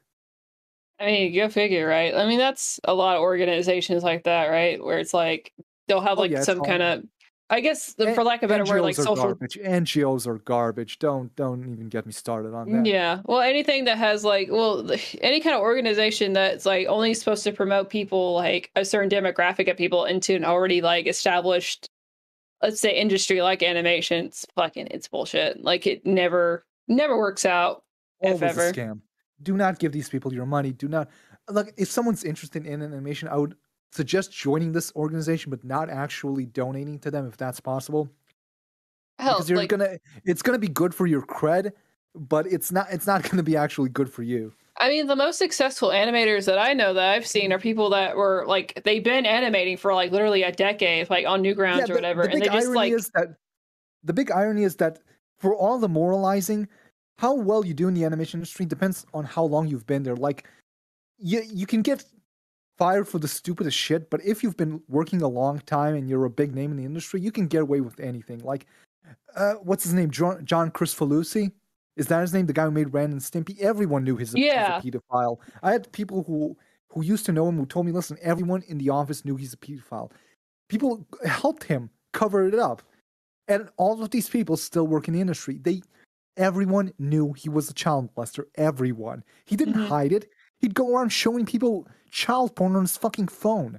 One of his friends fucking helped him, like, take a girl he got pregnant to a girl I think was underage. She got pregnant and took her to get an abortion. Like, yeah, it wasn't. It was the worst kept secret. Like, it's the same when everyone who works in the animation industry knows something he shouldn't know, or something that's not discussed outside of their bubble. Like, everyone has some sort of horror story about someone who's allegedly a rapist or does something really fucked up, and they keep it amongst themselves. What goes on in the studios stays in the studios, but everyone knows about it. And if you're at all adjacent to it, if you've ever tried to break into the industry, you've heard some fucking awful stories. Like, even people who just went to school for a while to learn animation know a bunch of shit that's fucking awful. I talked to one guy who I'm gonna leave it alone. It's not very interesting. Anyway, it's a shit show. No, that makes perfect sense. That's why moral posturing is like so prevalent in basically every industry now, is because that kind of dark history comes kind of with the entertainment business, all across the board. So, but hey, if you're like an animation god like John Kay, who is like literally one of the best animators that ever exist, you get away with that kind of shit. So it's not even that I mean, he's a good animator, but basically he was on top of the food chain. He was Right. at a point where if you fuck with him, he'll just get you fired, or at least he'll make sure you won't progress in your career. It's all very buddy, very unofficial there. I've heard that he is basically like animation Hitler, because not only is he a fucking awful person to work with, but he's also like extremely autistic with every detail of like how he wants his animations to look. Yeah, Right? people say he's impossible to work with. He had very high standards, and he was very obnoxious. But the products spoke for themselves, at least until he started making porn. That's true. Isn't that always the case? No, sometimes the product speaks for itself when they're making porn, and then they make something after that. That's how we get Nagatoro. Yeah, exactly. Fair point. Back to anime though. Yeah. So anyway, no, I haven't watched High Garden Spice. I've watched clips of it, and it seems hilariously bad. It seems like something that would be right up my alley, but I haven't gotten around to it yet. I'm busy making YouTube poops, which is a lot more important. I Yeah, is that actually where agree you- with that. YouTube poops are fantastic. So you're tired of the video essay thing? You just want to make shit post instead? No, I'm just having fun with shitpost right now. When I get tired of it, I'll move on to something else. I think I'll make maybe one more PragerU shitpost video, and then I'm thinking maybe doing something musical. I have no idea how to make music, but I'll figure it out. And then maybe I'll go back to making fucking reviews of media of all sorts. Maybe cartoons, maybe something else. Whatever I feel like doing. I my channel is for fun. I don't make really a lot of. I don't make any money. I make like the ad revenue. I don't have a Patreon or anything. I just make whatever I feel like making, which is why my content is very eclectic. One day I felt like making YouTube poops, so that's what I've been doing. And people are like, "Hey, when are the cartoon reviews coming back?" And I'm like, I don't give a shit. Whenever I feel like it. Yeah, well, no matter what it seems you do, it seems like your well-researched videos still do relatively well. Because I don't people care just what like, does well, I care what I have fun making. I don't give a shit. I know people want me to make fucking cartoon reviews. I don't care. I'm not making money. Who it's gives a probably shit? better you're not doing cartoon reviews, because people who like talk about cartoons for like a living or on YouTube are some of the worst people ever. So Yeah, but I'd make the opposite of everything they're making. Whatever they like, I hate. yeah, So I'm no, cool. exactly. The same thing would be with me if I make anime reviews. I'm just gonna be, hey, ReZero is shit. Everyone likes it as shit. Everyone watches it as shit. #1 review on YouTube. That would be great. I would watch it. I'd probably keep it on repeat, actually. Sounds pretty funny. I fucking hate ReZero. So what anime do you like then? Because we're shitting on anime. Like, what animes do you like genuinely love? Well, let's see. I still have my my fucking anime list open here. Let's see what I got here in the top 10. Oh god. Oh, I remember looking at it yesterday. I'm not gonna read. Let's see what's in the top 10. Let's see what's in the top 10. I assume Cowboy Bebop is probably in your top 10. Cowboy Bebop is the first one. What's it called? Samurai X. One of the movies was really good. The OVA. Oh was yeah, really Samurai good. X was really good. I didn't like the show that was actually on TV. I especially didn't like the ending where the last few episodes is him fighting against guys who have magic powers because they use feng shui. That was kind of Feng Shui. Yeah, that was a disappointing ending. Let's see, Akira, Azumanga Daioh. I know you guys fucking make fun of cute girls doing cute stuff anime, but I love that shit. I fucking that's my jam. I mean, I love Azumanga Daioh and Lucky Star and stuff like that. It's just a lot of it's shit, though. A lot of slice of life is boring. Yeah, a lot of it is garbage. Once you try to mix something in with what's going on, it goes to crap. Azumanga Daioh is like one of the most influential animes even to like this day. Like a lot of anime meme culture comes from Azumanga Daioh. That's where my waifu first started. Yeah. Well, like I said, there are trends that go through the anime industry. So there was the Evangelion creating Evangelion clones and so on. Azumanga Daioh started a trend of cute girls doing cute stuff anime. That's a progenitor, but it's probably the best one. It's the only one that's consistently, legitimately funny. Yeah, even to this day, you could watch Azumanga Daioh, and it's still good. It's still Kino. Yeah. Let's see, Spirited Away, Fooly Cooly, Gangutsu, The Count of Monte Cristo. It's really a good show. They made like a remake of The Count of Monte Cristo in anime. Great stuff. Old stuff, really nice. Voice of a Distant Star. It's like a 10-minute OVA. Very, very nice. Patlabor. You like Patlabor, I bet. I love Patlabor. I knew you'd love it. Great stuff. I'm trying to think It's- about like my top Am I- rated too. I mean, obviously, like I got- Cowboy Bebop would be up there. I really liked Outlaw Star. I didn't. I did not like Outlaw Star. I felt like it's a cheap knockoff of Cowboy Bebop, but then Cowboy Bebop is in part a knockoff of Lupin the Third, so that's fine. Every anime is a knockoff of another anime that somebody has seen at some point. And then down at the bottom of the Human Centipede is Joss Whedon making Serenity, which is a knockoff of a knockoff of a knockoff.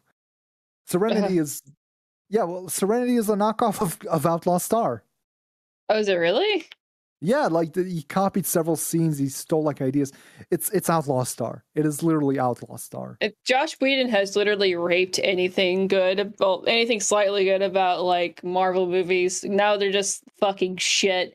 Like anything that could be interesting, compelling about like comic books or comic book heroes, it's just like nope. They're all toy commercials with like quips, and I blame Josh Whedon for raping any chance that series has. The problem Whedon has, and he's always had this problem, and it was endearing when it was in Buffy, you know, like the kind of like sarcastic. Is that he has a pregnancy fetish? Well, yes, I mean there's that. he's got a lot of weird fetishes. If you really break down the themes that you start seeing in every piece of work that he ever makes, it's like kind of like, huh, like girl boss. Like Joss Whedon loves the girl boss. Like, and there's always a girl boss in everything that he makes. You know, this just like. Well, he's a hashtag feminist, right? That cheats on his wife, right? No, it's more like a femdom thing that he's really into. He just really likes He has a really weird obsession with pregnancy. Like, he has his own theory of feminism that men oppress women because they're jealous of women because they can't get pregnant. It's like, no, men are not jealous of women because they can't get pregnant. You're jealous of women because you can't get pregnant. Don't project your creepy shit onto us. That is Joss very Whedon's strange. MPreg fetish. Yeah, literally, quite literally. He fired that chick from Buffy because she was getting pregnant. He was like really mean to her. Yes, the fucking second Avengers movie. When Scarlett Johansson was gonna have a baby. I can't get pregnant. I'm a monster. She literally says that shit. I can't get pregnant. I'm a monster. Wait. While she was pregnant, she fired her from. No, Joss Whedon fired that one chick, Mercedes or what's her name, from Buffy when she was pregnant, and he was really fucking obnoxious about it because I think he was again jealous of her because she can get pregnant and he has a weird fetish. And then in Avengers, in the second movie, there's a subplot about how Black Widow can't have children because she was sterilized when she was being turned into Black Widow. And at one point, there's a line of dialogue where she says something along the lines of, after she explains that she can't get pregnant, immediately after, she says, I'm a monster. And you're getting a window into the mind of Joss Whedon where women who are barren are monsters. Oh. But he's also jealous of women that do get pregnant. He wishes he could get pregnant. There's again in Serenity, in the show that turned into the movie Serenity, I forget what its name is. There's this one character at one point that like holds a woman hostage and he goes off on a monologue about how he's jealous of them because they can get pregnant and he can't. Joss Whedon has a fetish and it's creepy and it's gross. And that is what informs his movie making, unfortunately. Ugh. And we just need artwork of pregnant Joss Whedon and like Shrek putting his hand on the belly. That's what we need right now. That should just be the thumbnail for the podcast with no explanation. Just pregnant Joss Whedon and Shrek. It's like, wait a minute. Mistakes into miracles. Mistakes into miracles. That's it. Let's see what other anime I have here on my top 10 list. God, why do I mark some of this 10? Let's see. Perfect Blue, one of the Ghost in the Shells, Serial Experiment Lane, Pokemon. I really liked Pokemon. Royal Space Force Wings of Animais. It's an old movie from the 80s or like the early 90s, really good. Mononoke. Is either of you ever watched Mononoke? Princess Mononoke? Yes, I have. Yes. Yeah, good stuff. Majika Madoka. Oh, that reminds me. You guys, the latest thing I'm watching right now is Ranking of Kings. Very underwhelmed. Did not like it. Everyone's like, oh, this is the greatest show ever.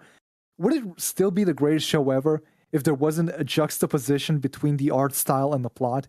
Because I feel like there's a lot of people who are fooled into thinking that something is deeper than it actually is if the plot doesn't match the art style. Like you look at it, people look at it, this one, yeah, okay. I'm sorry, but it's not that great. It's pretty generic. If it had a normal fitting art style, no one would notice it or think that there's anything special about it. Odd Taxi didn't just mix weird art with nothing. You have to do more than just draw things in an unexpected way. It's sometimes a weird art style is indicative of artistic vision, and what you watch is actually good, but sometimes it's just there for no reason. And people are just, they fall into the trap. They look at something, oh, this looks weird, it must be good, but it isn't good. It's just average. A lot of people are going to listen to this podcast and be mad at me because I hate everything that they like. No, see, what they do is it makes them want to listen harder, because then they want to, like, argue with you in the comments. That's the secret to the sauce. Yeah. Yeah, Ranking of Kings, that one looks like the whole shtick, it's like a shtick, right? So, like, the whole thing about it is, oh, it looks like a children's art book, whatever, and then it ends up being really fucked up and gory. No, not so much. It ends up being pretty generic, because I think about it, and if this plot was placed onto an anime with a regular art style, no one would think that there's anything special or unique about it. The art style catches your attention, but with a normal art style, people just think it's generic. There's nothing amazing about this. I remember this because I saw Madoka on my list here, and I thought to myself, this is Madoka did do this subversion thing, but it didn't just end with, hey, it's magic girls, but it's kind of fucked up and one of them dies. It was an actual deconstruction of the genre. You have to do more than just have an ill-fitting art style, but some people think that that's all you really need. If the art doesn't look like you'd expect it to look, then the show is deep. It is not. You are wrong. You have trash taste, and I have good taste, and I'm cool, and you're lame. Right. No, there has to be more substance to it than... I mean, I think that's another thing, is a lot of people that consume anime are kind of... shallow sounds harsh, but it's they also consume a lot of Cheetos. That's why their keyboards are constantly sticky for multiple reasons. One of them is Cheetos, but no, there is Cheetos. There is a lot of shallowness in the anime community where a lot of people they look at art styles or whether or not the characters look nice and they'll somehow make the anime better. Or you could be like a complete fucking retard like Digibro, who only watches anime if he wants to have sex with the anime girl characters, and he thinks they're good if they're fuckable. And he doesn't like old anime because it doesn't feature little girls a lot of the times, so he thinks it's bad and ugly. So there's also that. I haven't watched much Digibro. I don't remember him saying that. I remember him having awful taste, but that's about it. No, that was I can't remember. I can't tell you exactly what part he said that, but literally he liked a shitty anime about girls driving military grade boats, and he thought it was good because the girls were fuckable to him. And he got into an argument with this other anime tuber, if you will, who only thing he talked about was older 80s and 90s anime, which is nice, right? It's nice for people to talk about something that isn't just mainstream shit for clout. He's just genuinely enjoyed older anime. And he got into a fight with this guy because he thought the art style back in the 80s and 90s were ugly, and he doesn't want to fuck the characters, so that makes the anime bad. A real astute gentleman. Wait.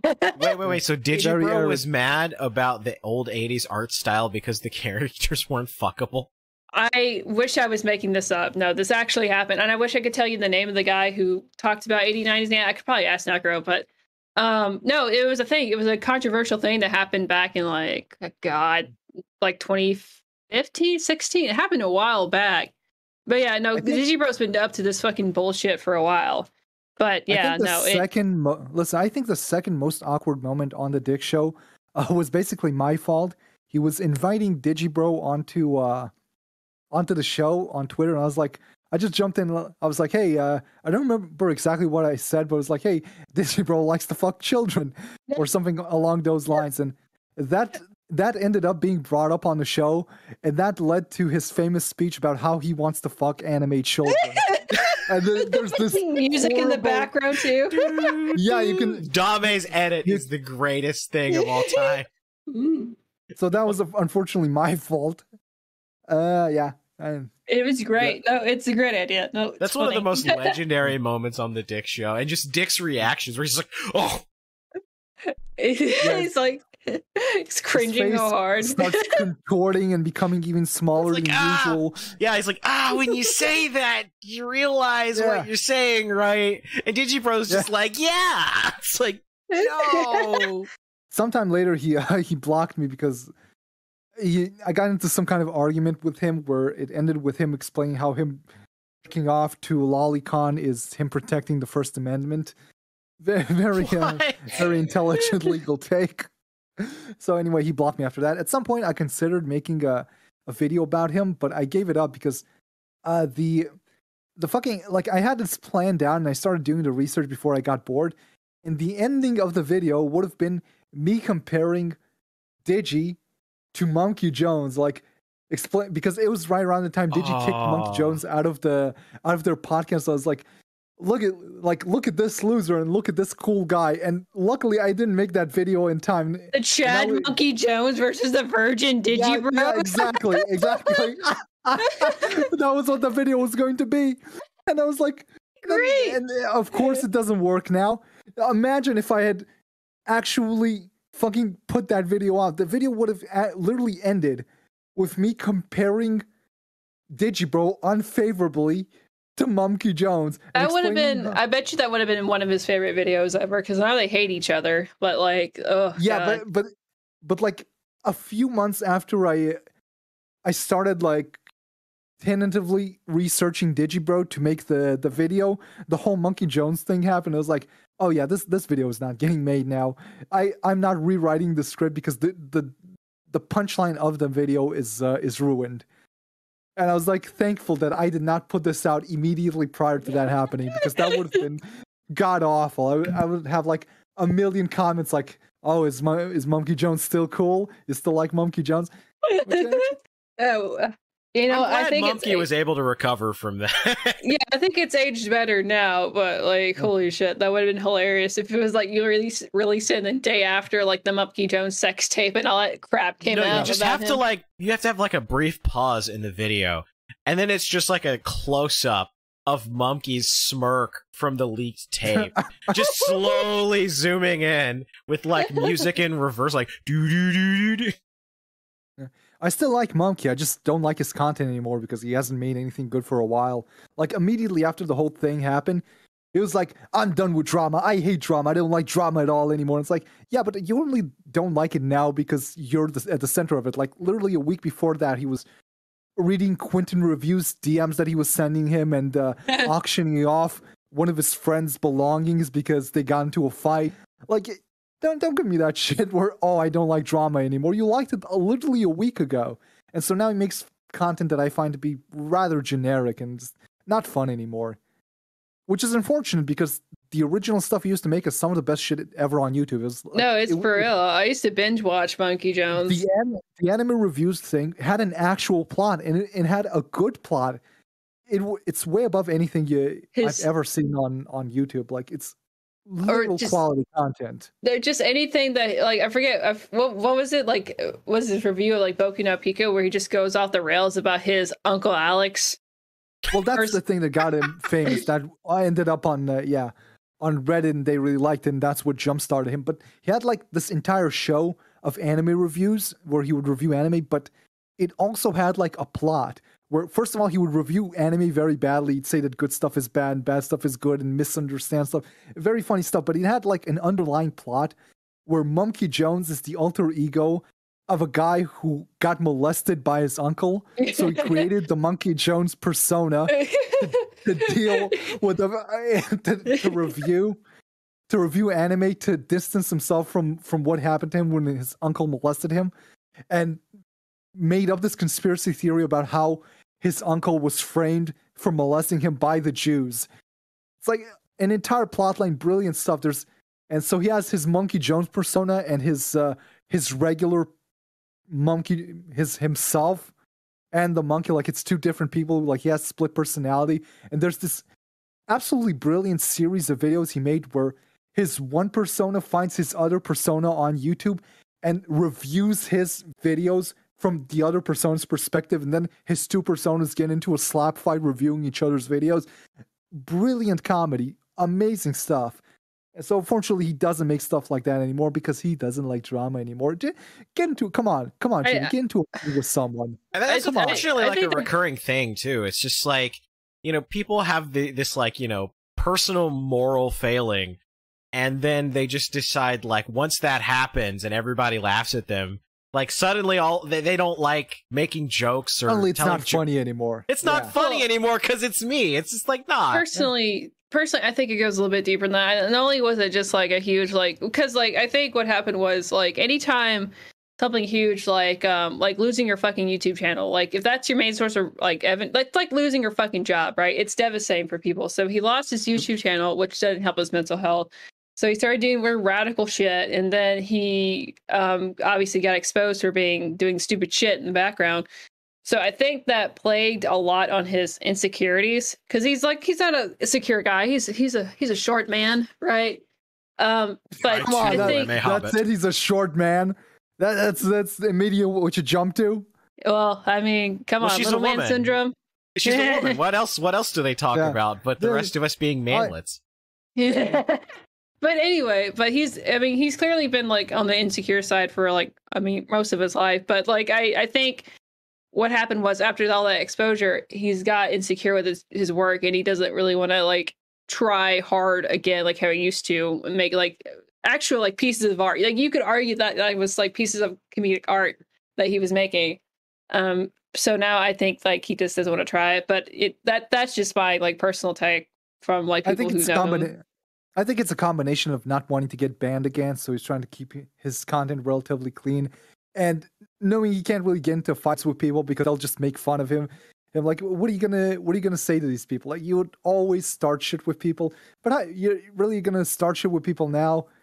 So I think that's probably why he doesn't do it anymore. Part of it is just, after he got made fun of, he doesn't like it anymore, which it's gay, it's lame. Come on. Yeah. Come on, Jimmy. If you're listening to this, go start a fight with someone. There's a lot of great people you could start a fight with, which is going to be a lot of fun for everyone. Or just do like anything that's like a genuine like comedic piece of art that takes time and effort in script writing that you used to do. Because like even like your declassified videos, which was like a parody of Nes Declassified, like your school shooting videos, like I'll like, and he also had like really fucked up like personal like well, I say personal, but like his videos about the school shooters, like Elliot Rodger, he had like really morbid curiosity about.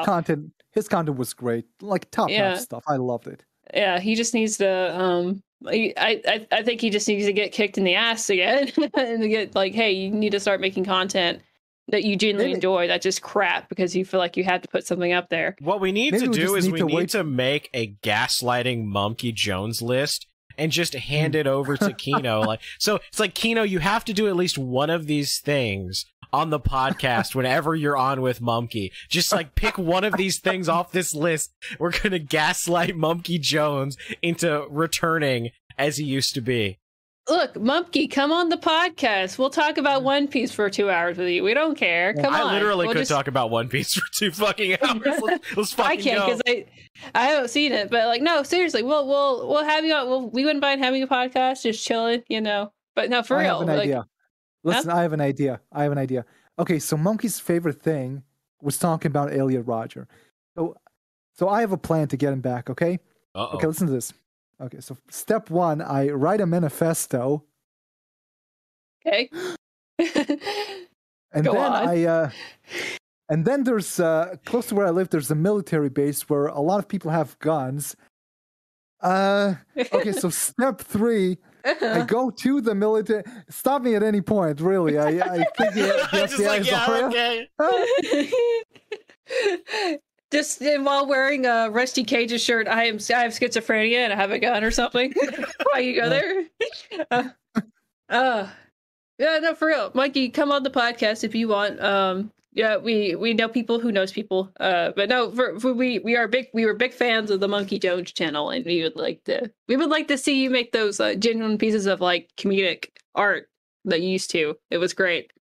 You know, the sad thing is, I have been at some point like I was followed on the internet by basically everyone who has any connection to Mumkey except Mumkey. Like I like Mumkey, and everyone who had anywhere in the circle at some point followed me on Twitter or talked to me or something. Only Mumkey himself has evaded me.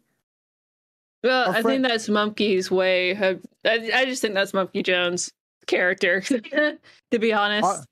Our romance can never blossom, unfortunately. We need to have a... You know what? Screw the anime podcast. We just need to have a date between EZPZ and Mumkey Jones.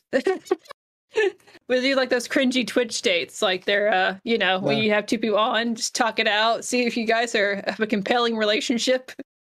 Speed dating. Anyway, we should probably get to the questions for Mr. EZPZ. That's right. Yeah, we've got a couple. I got a couple here. Actual anime questions. Actual anime questions. Do you simp for Negev? That's the Israeli girl from Girls Frontline. Yeah. Actually, I used to be friends with the chick who I don't know if it's a guy or a girl who runs the Negev account. Until they recently got banned, they have a new account now. But yeah, it's really cool character design. I don't actually know where that's from. I just know that people send me pictures of it and implied that that's what I look like when I shoot Palestinian children. It's from Girls Frontline. It's like what is it? Like a gachi? I think it's a gachi game that now it's like a gacha, yeah. Gacha game, yeah. Okay, yeah. You can play as this Israeli girl and go and murder Palestinians. Well, it's I play as the gun. They're all they're all guns technically, so like you shoot down other anime girls, but like they're supposed to be like an anime girl design of a specific kind of gun. So yeah, Negev is a type of Israeli gun. Yeah. Mm-hmm. Any more stupid questions? Yes. If Neo Israel had a G Gundam, what would it look like, and how many Palestinians could it take out in one blast?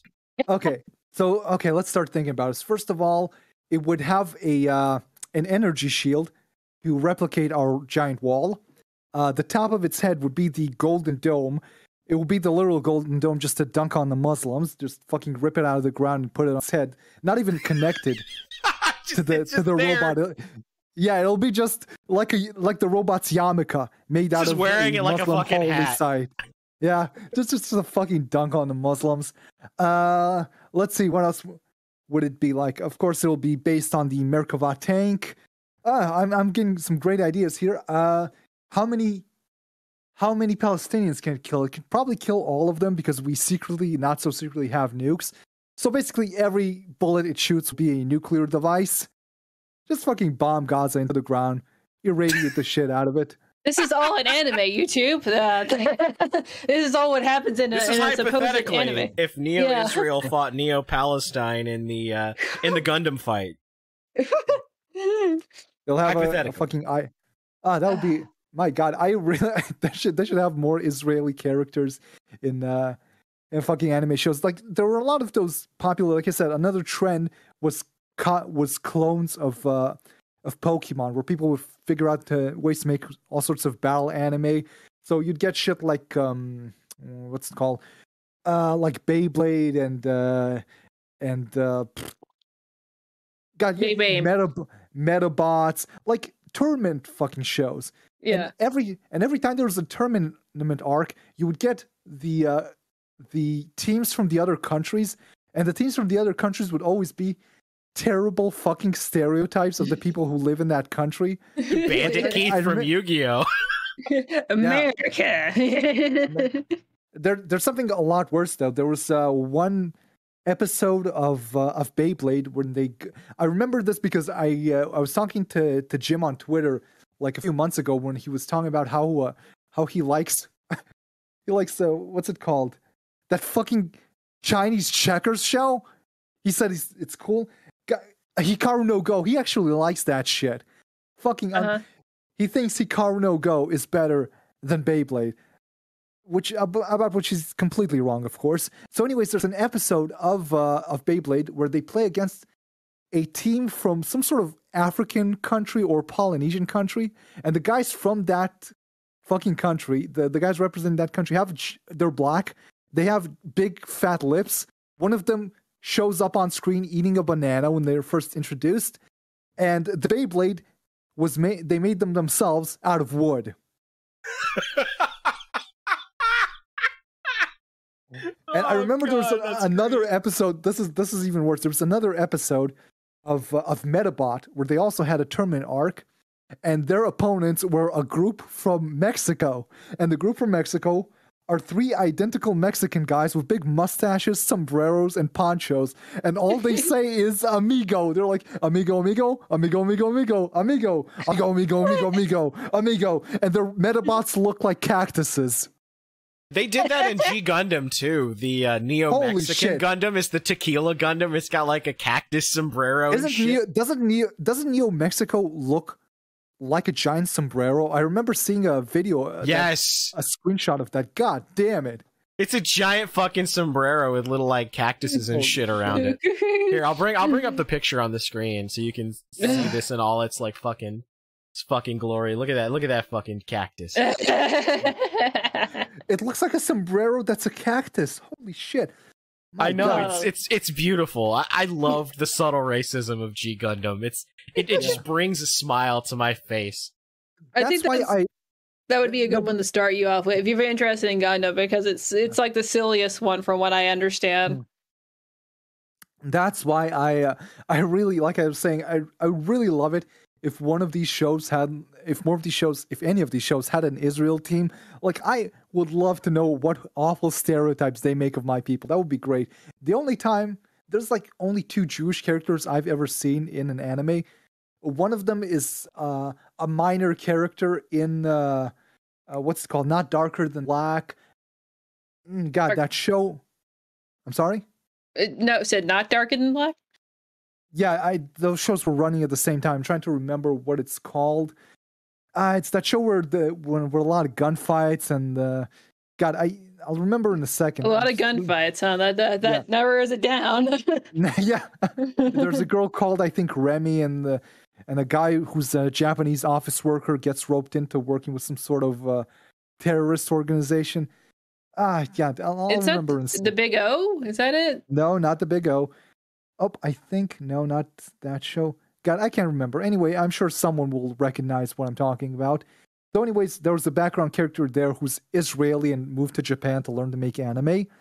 And in another show made by the same guy who made Serial Experiment Lane, there's a scene where a bunch of religious figures from different denominations show up to banish an evil spirit, and somewhere in the background there's a rabbi, and those are the only Jews I've ever seen in anime. Oh, you were thinking of, I know exactly what anime you're thinking of.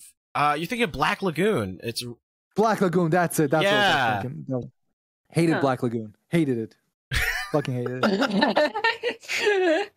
Well, I can't get into it because no one can actually shoot a gun when they could be running away from 100 people shooting at them, and they're out in the open, not behind any cover, and all of the people shooting at them are trained assassins, and not a single bullet even grazes them. How can I take this shit seriously? None of this is suspenseful.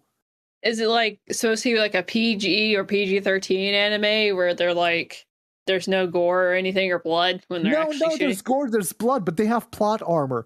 So even when they're standing out in the open, being shot at by 100 trained professional assassins, not a single one of them hits them. And you can't take the show fucking seriously. This is not suspenseful. I know they're not in danger.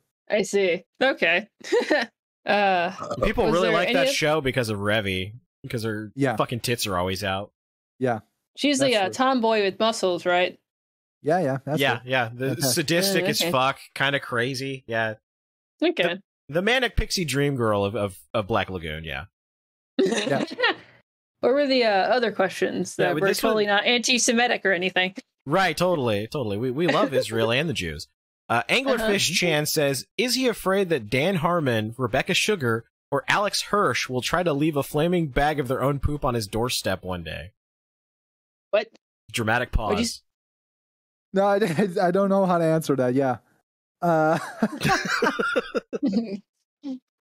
No, I'm not afraid of that. I think all of Hirsch's poop stays in the office. He doesn't like to take it outside.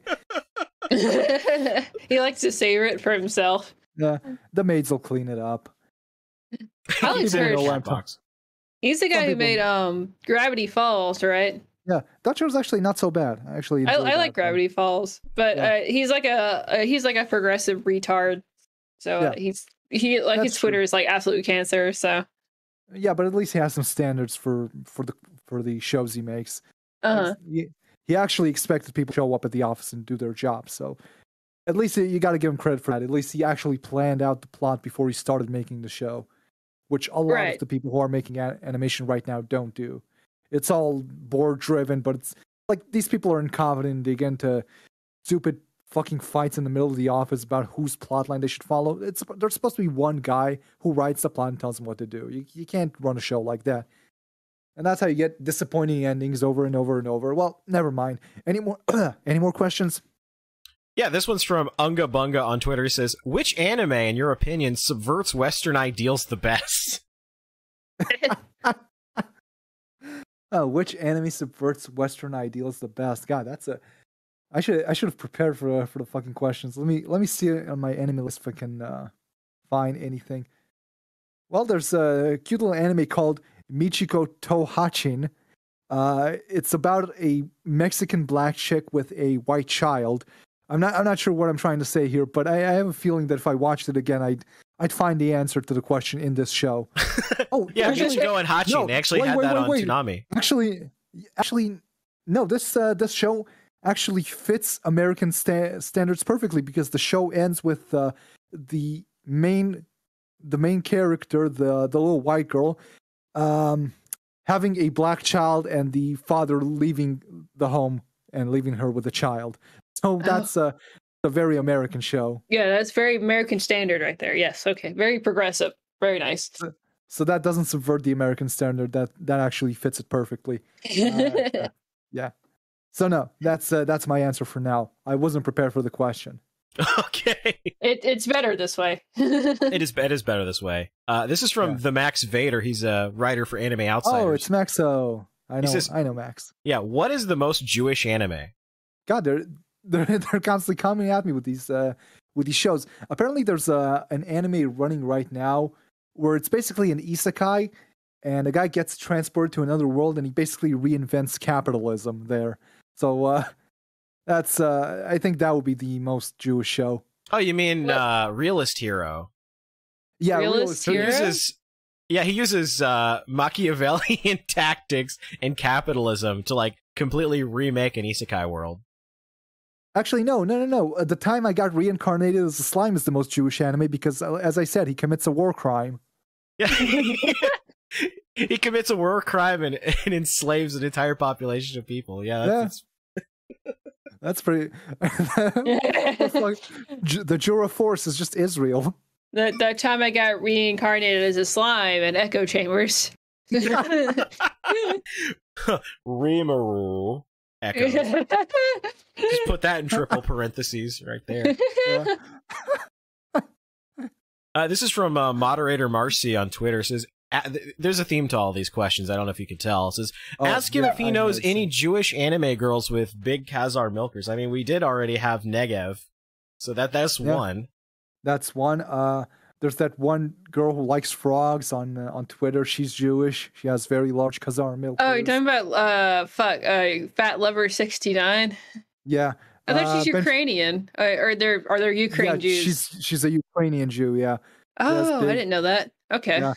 Of course, there's my favorite anime character, Ben Shapiro's sister. I mean, that's true. That is true.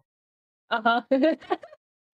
What's with Israeli bitches having big titties, huh? Or is just a thing? I know who else. Jai Sama, I think, is Jewish. She's from hell and she's cheap. So that Oh, but you actually have the Israeli government having an official TikTok thought, right? That does dances and stuff. I don't know if she's I don't actually know if she's official. Like I think she's just some chick who's doing it, but it's kind of too good. Like I feel the government is actually hiring her to do this shit because most Zionist shillons on the internet aren't actually getting paid for it. Like there's a conspiracy They do theory it for free? They literally do it for free. Yeah, there's a conspiracy theory that there's the Hasbara, and people don't understand that Hasbara just means explanation, which is a shitty name for it. But people get this idea that there's an actual Hasbara organization paid for by the government, like the Chinese 50-cent army. That there are people online who are from Israel who are there to shill for Zionism. No, these people just do it because they enjoy it. I see. I mean, if I had a theory about Israel doing something like nefarious, my first thing would be like, well, obviously they're not going to fucking pay for it. I mean, come on. Of course not. Pity pinchers, I've heard they're over there. If China tried to make the 50-cent army here, it would be like, what do you mean 50 cents? Like, can I get like, okay, the minimum wage first of all is $8, so no go. We try to heckle it. It would never get off the ground because 50 cents. Where's my 75 cents you owe me? I want those $5. You're gonna pay me that $100 you owe me. If they tried to do that shit here, we would bankrupt their economy. Okay, we're gonna get a living wage out of this. You're not gonna pay us 50 fucking cents. A living wage, healthcare benefits. Yeah. The moment they started, the fucking economy craters. They're fucked. They're gonna be paying us reparations for years. The Germans are gonna be fucking laughing at them. Again. 50 cents, my ass. This one is from Heinrich on Twitter. He says, how do you see yourself as a YouTuber? I don't. I see myself as a mentally deranged retard who has nothing better to do. So I just make whatever the fuck I want. I see some sort of content on the internet and I think to myself, hey, I'll do that. So for a while I saw some cartoon reviews. I'll make some cartoon reviews. I see some anti-feminist videos. Sure, why not? I'll make that. I see some streams I like. Yeah, I'll make a stream. I saw a lot of PragerU YouTube poop. Okay, so I made like, at this point, the amount of PragerU YouTube poop I've made is about the length of a feature film. So that's pretty good. Basically, I make whatever I feel like making. I don't see myself as a YouTuber. I don't ask people for money for what I make because what I make is shit and I make it for myself.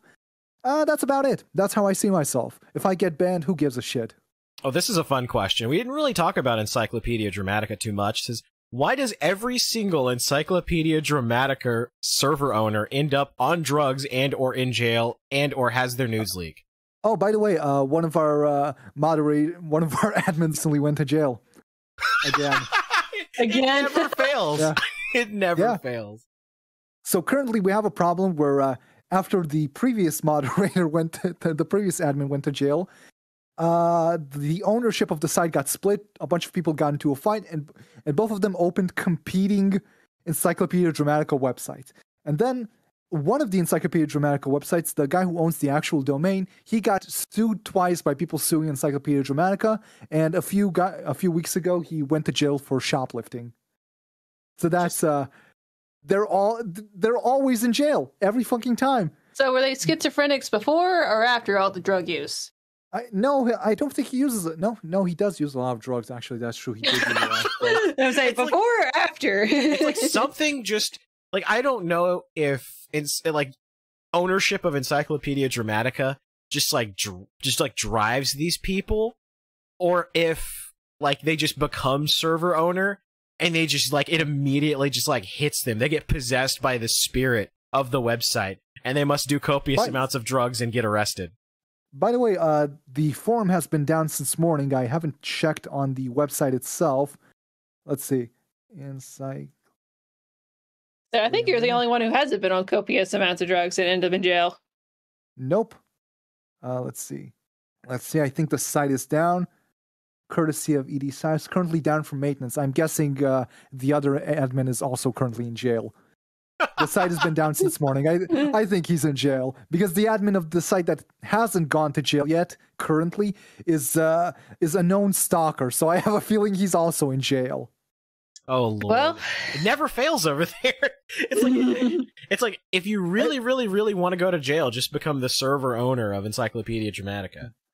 At one point, someone, after the site went down the last time, someone suggested I become the owner of the site, and I just said no. But not because I'm afraid of going to jail, because I didn't want to pay money for the servers. I'm not giving them money. The jokes write themselves, folks. Yeah, I'm not giving him a fucking dime. I already got scammed for money from the drug addict. The Jewish admin. server moderator doesn't want to give his website any money, huh? Yeah. Listen, I fell for that shit once. I gave some money to Zyger, the drug addict admin, and he told me. I asked him, are you gonna pay your rent for this? Are you stealing my money to pay rent for you and your whore girlfriend? He assured me that no. This is money for the site. He is not using it to pay his rent. And of course, he stole it and used it to pay his rent. So anyway, I paid my whore girlfriend with the money I stole from the Jewish man. By the way, he was also half Jewish, so it makes sense. Oh, okay. Yeah, it was a big secret. He told me not to tell anyone that he is half Jewish because he didn't want the other people on the site to know that he is half Jewish. Oh, that's funny. It was like a big thing for him, yeah. That's funny. I miss those days of the internet so much. Just like the just insanity of it all. Well, you can still find insanity here and there. Yeah. Like, listen, I don't go out of my way to visit Encyclopedia Dramatica or 4chan anymore because everything I used to find there, almost all of it, I can find on Twitter. Like, the only difference is you can't say the N-word explicitly. But I'm still, like, following I know, a bunch it's a shame. Half the people I'm following, or whose tweets at least I see on my timeline, are mentally ill neo-Nazis. It's exactly the same as Encyclopedia Dramatica. Literally, the only difference is they can't actually say the N-word. They have to spell it out tweet by tweet. That's the only difference. It's a noble goal, though, to get the combo, the 5 combo. Yeah, the N tower. Yeah, one time I saw people spell out "white girls fuck dogs." Now that is an epic tower. You know, look at that. Compare that to the 2008 Beijing Olympics opening ceremony, and you know who wins. It's the white girls fuck dogs. Obviously, that is a much better choreographed piece of artwork, okay? Rusty Cage is inspired. Yeah. Yeah. I'm thinking of starting a new a YouTube channel. I'm going to call it Rustic Age. I'm just going to steal all his videos. That's it. You're just going to re-upload everything? Just re-upload every fucking video. You mean like that one Twitter account that re-uploads his whole tweets that he deletes? It's like deleted Rusty Cage tweets. Just what's he gonna do about it? Shoot me? He's never gonna find me. I am Rustic Age. Okay. God, that would be a funny bit. I'll be his fucking evil twin. I'm looking at Twitter and I'm seeing a bodybuilding midget. Shouldn't have looked at Twitter today. See, that's the fun part about Twitter, is to like you go over there and you never know what crazy shit you're gonna find. Yeah, you know, that's why Rumble and all those alternatives don't work, because I need the mentally ill people contrasted with the semi-normal people. Okay, I can't just have 24 hours mental or like illness. You have like the left mentally ill versus the right mentally ill people, and them getting into arguments. That's great too. Yeah, the fun on Twitter is that I can always get into a fight with someone who hates me. The only reason to go to Rumble or Gab is to pick fights with conservatives.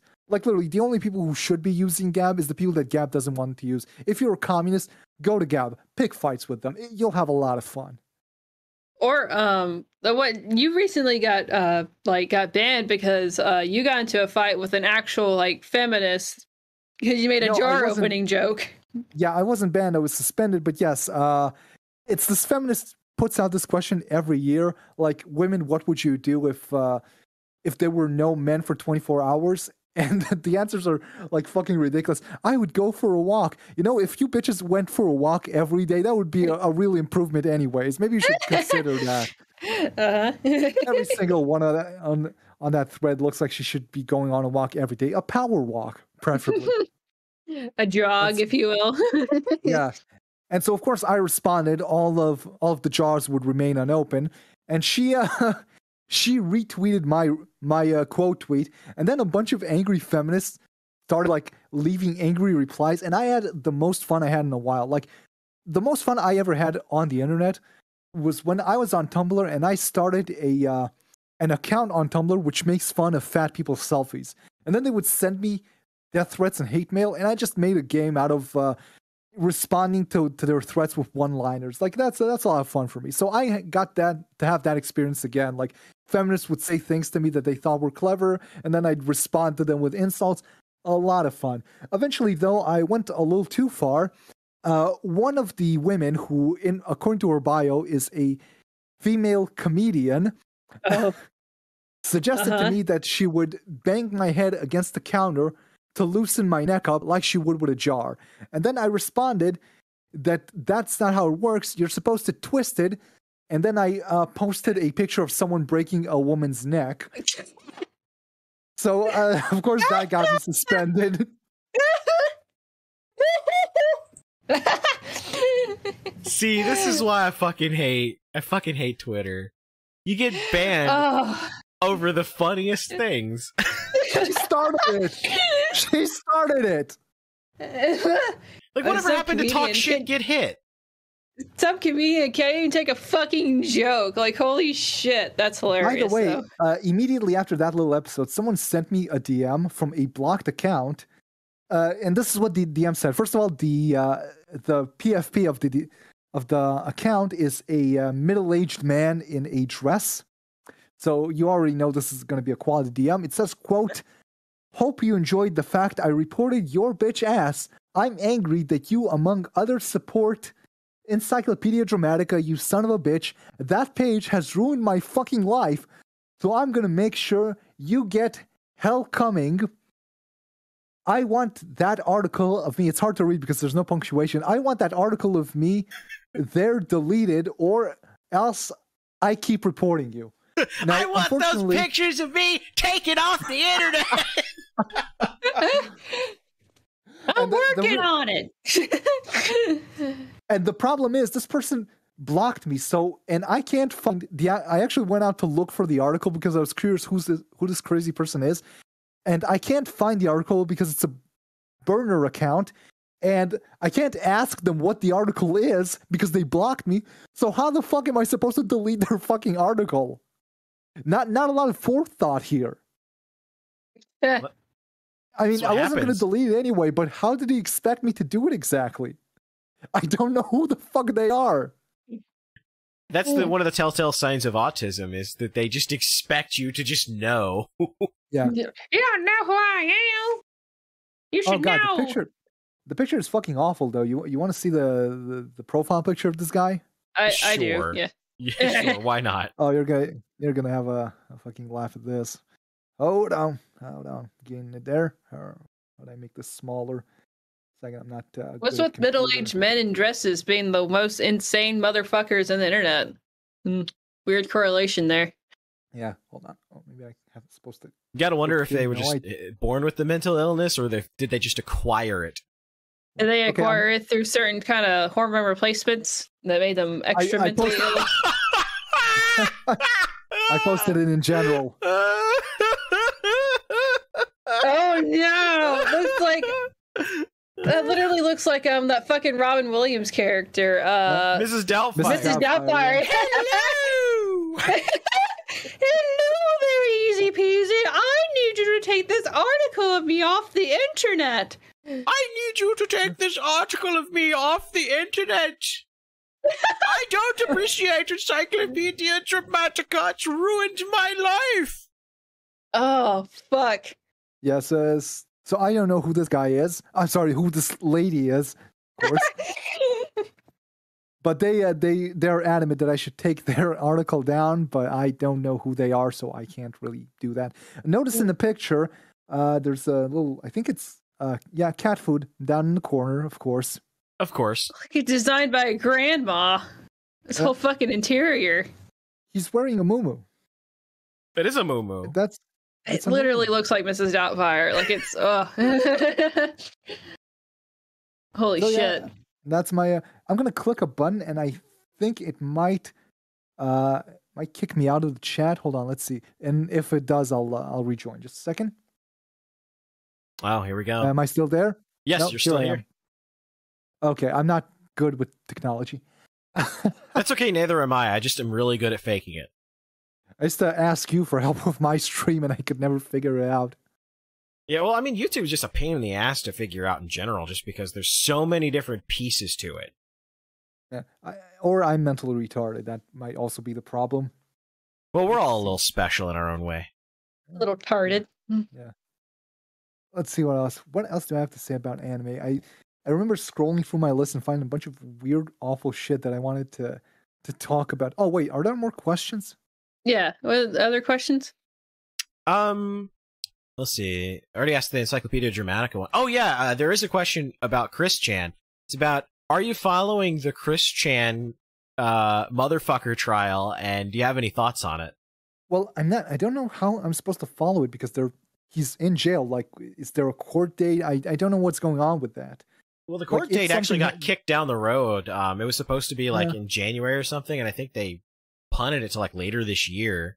He's had a lot of letters written from jail talking about how Chris is the second coming, and people suspect that the only book he has is a Bible in his little jail cell, so he's just been writing that and writing Bible fan fiction of himself being actually Jesus. So there's that. Let's see. Hold on, let me just check something out.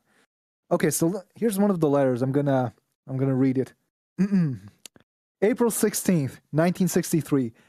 My dear fellow clergyman, while confined here in the Birmingham City Jail. Oh, wait, no, this is Martin Luther King's letter from the Birmingham jail. Never mind, I got confused. Sorry, that's the wrong one.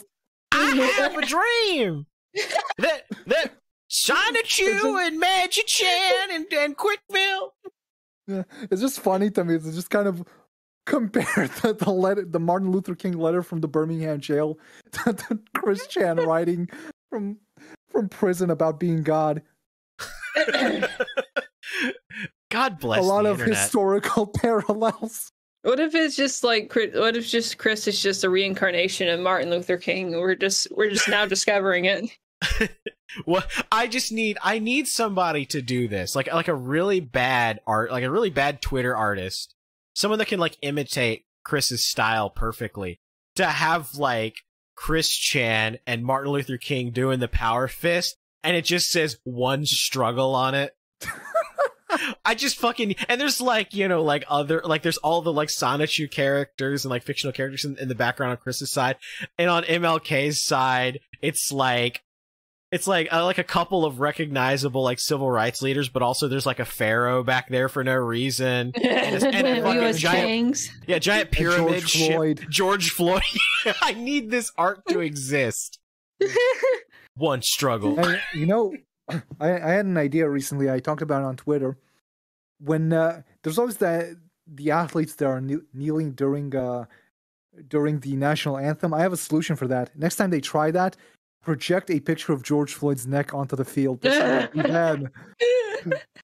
dare you to kneel, bitch. Come on, kneel on his neck. I dare you. Oh fuck! They'll make portable projectors, because that would be the funniest fucking. If someone projects a no, actually, I think they do make like portable projectors. I don't know about the range of it, but it would be funny if somebody did that. Just put like a George Floyd laying on the ground, and just have all these fucking athletes just kneeling on it, and be like, "Oh, I can't believe they would do that." Hey guys, I have a question. I have a philosophical question. You guys know the Angry Video Game Nerd, right? Yes. Right. Yeah. So I have a question. If he can take you back to the past to play the shitty games that suck ass, why hasn't he used that power to stop Hitler? Well, I believe the Angry Video Game Nerd has some unsolicited opinions about Israel that he doesn't want us to know. So I guess the better question is, 9/11 at this point. I think it's kind of shitty of him. Like it's kind of a poor misuse of his powers. Really, couldn't you do something better with that? You make a compelling argument. We just somebody. Well, speaking of Twitter art, someone needs to draw like AVGN punching Hitler now. That'd be great. Well, he's gonna take you back to the past to kick Adolf Hitler's ass. I don't know. It's the Angry Video Game Nerd, so he might go back and he might take over. He's like, no, you did it wrong. You did it wrong. Let me show you how it's really done. The Angry Video Game Showa. It's just a game Showa. Him trying to defeat Nazism and the Holocaust. I would Instead love of putting them in camps, he just makes them all play really shitty video games from the future. Someone ought to do. I would love to see angry video game nerd content about like historical events. What is this gulag? I would rather eat shit from a buffalo's ass to be in this gulag. Was there any more questions, Gator? I think that with Christian one was the last question there. Okay. Do you have any questions you want to ask Easy Peasy before we start wrapping things up? Do you have any waifus you simp over besides Nevgev? Yeah, Mako from Kill la Kill. That's my waifu. I see. Okay. That's mine. That's yours. What's your favorite? Okay, then what is your favorite all-time anime that you could watch over and over again? Oh wow, that's honestly a hard question. Probably Serial Experiment Lane. I really enjoy it. That has a lot of layers to it. Like not even like a pretentious way. Like it literally like you have to listen to what they're saying. Also, Be like, the episodes are called layers. That is true. Yeah. Yeah. So That is one of those anime you have to watch like 4 or 5 times to really start to understand what's going on. Our buddy pal Josh Moon was like going because Josh hates anime, right? And he doesn't care about anime. He doesn't care to understand anime. it. He hates weebs and just kind of wishes anime would just die. Well, he talked about on his little podcast recently that he was he watched Serial Experience Lane because all the weebs were like, "Oh, it's good, it's good." And he said he watched it one time. He's like, "It's literally just a little girl trapped inside of a fucking computer, and it's the worst. It's fucking boring. It's the worst shit I've ever seen." And it's like, I mean, yeah. He's not an art critic. He has nothing, no fucking critical. No, he's a fucking computer nerd that like writes codes and stuff like that. He doesn't. Please leave art reviews to the professionals like me, a mentally ill Jewish man on the internet. No, Lane is good. Like you guys haven't seen critics? it. Yeah. Yeah, you have to actually listen to what they're saying, not just like take it just everything for shallow verbatim. Like there's a lot of it's early iceberg theory. They're only showing you a little bit, and you have to think. You have to think for yourself about what they're actually trying to explain to you. So I don't like thinking. Like I don't know what he does like, so I don't know why he doesn't like what he doesn't like. I like the show, and I like Josh, but I don't really have any favor in his artistic critique of anything. That he's not the guy I would go to ask what media is good or bad. So not what gonna he considers Kino. Yeah, I'm gonna disregard his opinion on this because I don't think he's someone whose opinion I care about in this field, should I say? Mm-hmm. Honestly, I feel that way about like virtually everyone. Like having a microphone does not make you an art critic. Most of the art criticism on YouTube is fucking garbage. It's trash. None of these people know what they're talking about, what they're doing.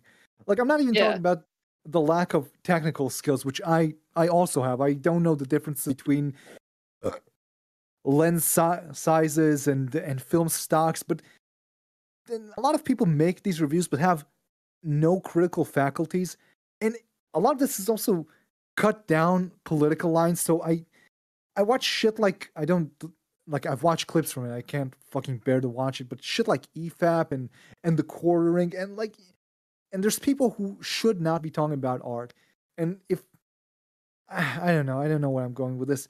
Yeah, no, I understand. No, our buddy, the Kino Corner, who was on the episode with us, he talks about literally that. He talks about like pieces of art that only exist to be a piece of art, not like a toy commercial. And he's actually worked on movies, so he knows about all the technical sides and all everything about that field of it too. I like Kino. I mean, I disagree with him that I do enjoy the cape shit. I don't think it's high art, but it's enjoyable. It's a nice way to waste your time. But I watch his videos because he actually knows shit about movies and he can actually analyze a movie and say what's good or bad about it. Right. Yeah, instead of just being like, those SJWs and they're well, here's the thing. We like making fun of like the social justice aspect of it too. It's funny, but but it does kind of come off as nitpicky. Like if that's all you do is like the people nitpick. There's this on both sides because your only real option there's like 3 options for media criticism on YouTube. You have right wingers who don't know what a theme is, so all they know what to do is nitpick plot holes that's not art criticism. And then there's leftists who make art criticism but don't know don't care about. They just want to be like Lindsay Ellis, where they're like, No, they want to call stuff problematic and like not know what the fuck they're talking about. They don't care about anything besides the themes and their own subjective critical lenses that they apply to this. So I get this is also useless because I also don't learn anything about the quality of the film. I don't care about how this film is a parallel to fascism in your opinion.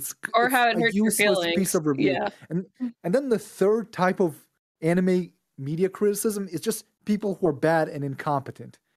And then somewhere amongst all of that, you'll find maybe a sliver, a handful of people who can actually make a good critical review. Mm-hmm. And and the funny thing is, it's the people who make deliberately shitty reviews that make actually accidentally good ones. Like, I enjoy E::R because aside from all the edgy jokes, he actually gives good art criticism. And I was listening to him talk on EFAP, and he's like, hey, they asked him who he likes, and he's like, oh, I like douchebag chocolate. So I looked this guy up, and again, it's the same thing. The guy's I like douchebag chocolate, yeah. His reviews are basically a joke, but the content of the review is actually worthwhile. It's good critical content. So literally the best content you're going to find on YouTube is people making, you know who else? Seth. Also, great reviews. I love Seth. A bunch of Holocaust. Yeah. People who can like dissect it like in a critical way, but still like somehow like make jokes out of it and make it like an entertaining product. So the people in that sense, instead of just complaining the whole time. The people who take their fucking YouTube reviews too seriously end up making crap. I don't know. They're too up their own ass to actually criticize anything seriously.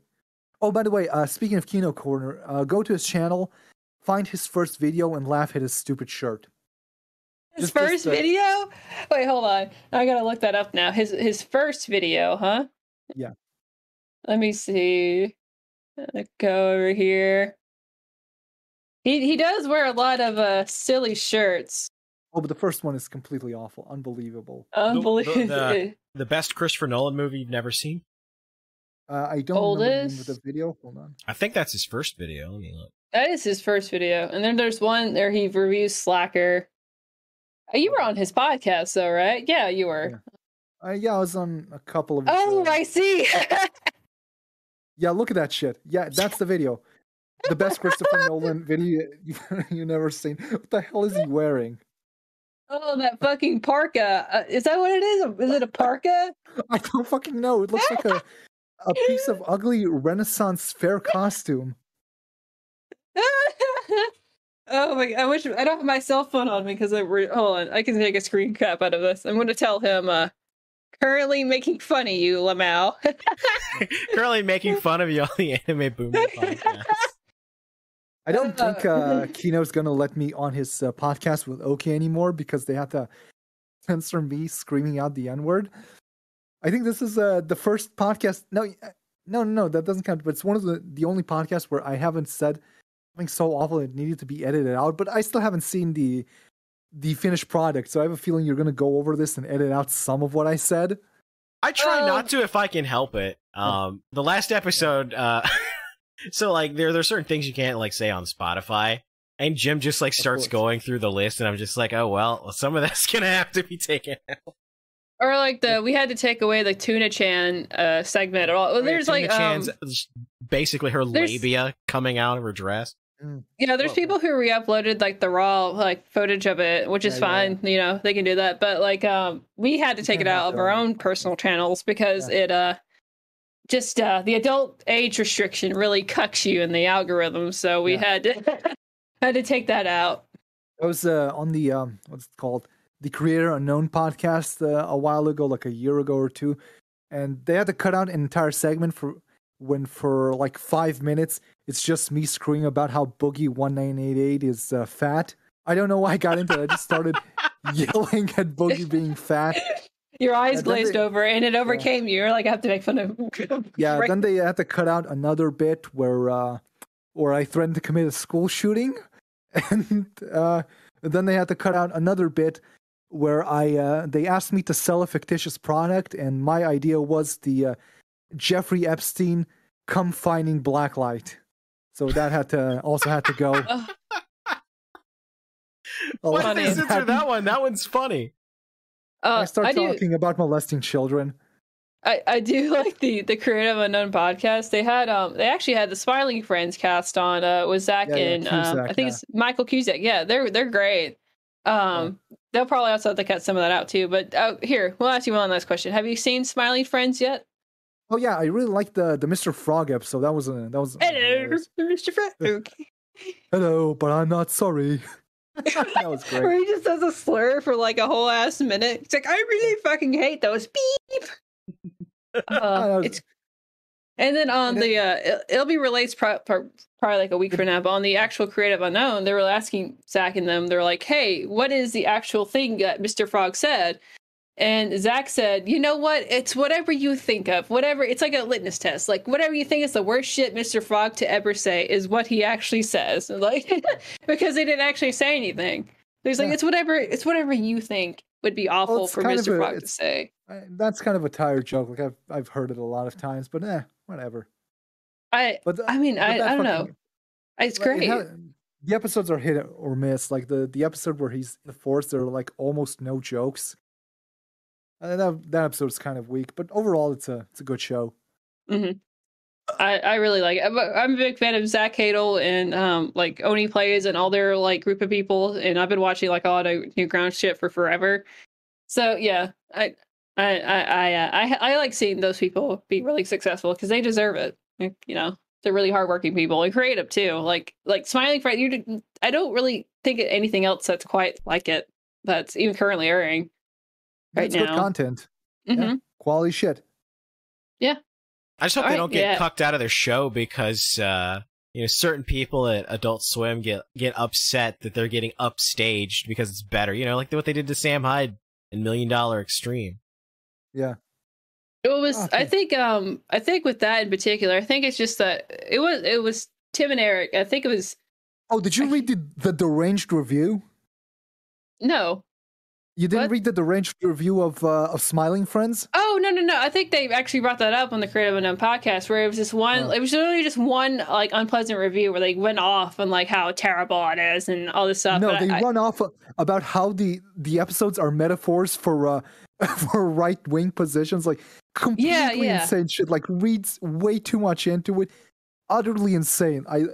Fucking hilarious. They kind of like but their whole like political stance, it's like anything political is extremely subtle, if anything, because I know Zach's really into like politics, like really into it. He just doesn't talk about it openly that often, unless he's like on something like the Sleepy Cabin. But it's only like extremely subtle if it's anything politics. Like, it's like to the point where it doesn't even matter. Like at one point, one of the characters wears an "I'm with her" shirt, like the Hillary Clinton thing. I'm with her for really no fucking reason. But yeah, it's little things like that if anything, but it doesn't matter. Like it doesn't matter to the plot. So yeah, fun stuff, good stuff. Mm-hmm. That's really the best kind. That's the best kind of stuff when it's just because like there's this push to like people are like, oh, I want to keep politics, completely out of all of my forms of popular media. And it's like, no, you're not mad about politics being in it because, like, for instance, Gundam and Legend of the Galactic Heroes have political themes in it. What you're mad about is, like, the really low ball, low IQ, force-fed bullshit. That's what you're mad about. Forced progressivism, yeah. Well, people, I mean, because it happens on the right, too, just not as much because, we're not really in control of all the media. But like, the problem is, it's just who is in control of all the media? Who is it? The people that wear the "I'm with her" shirts, obviously. That's obviously. Yeah. But it's just like, people don't like the low IQ, forced, like, here's my politics, I'm just gonna shove it in your face for 5 minutes. People don't like that.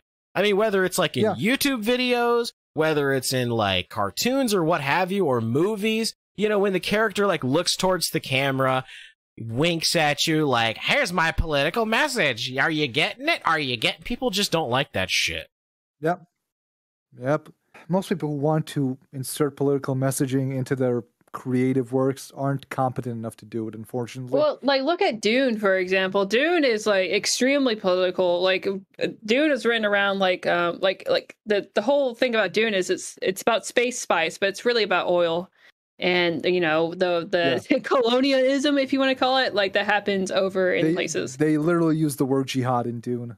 Yeah, like it, but it's such a creative story, and it's still like it's about space stuff. I would argue it's more of like a fantasy novel than a traditional sci-fi, just the way it's structured. But like even still, like if you want to take something as literal as Dune and add like IRL politics to it, like it's still like there's ways you can do it clever, like in a clever way that isn't just such a slap in the face where you have to think about what you're reading or what you're consuming. Like, okay, this is this is how they view the world, you know. And I think most people appreciate that way more than having like a forced character, like insert forced gay or trans character, because we have to have it forced to be interesting just because we have like some shallow version of what we view these characters as people. Like there's ways you can go about it, you know, that's a lot more clever and a lot more subtle.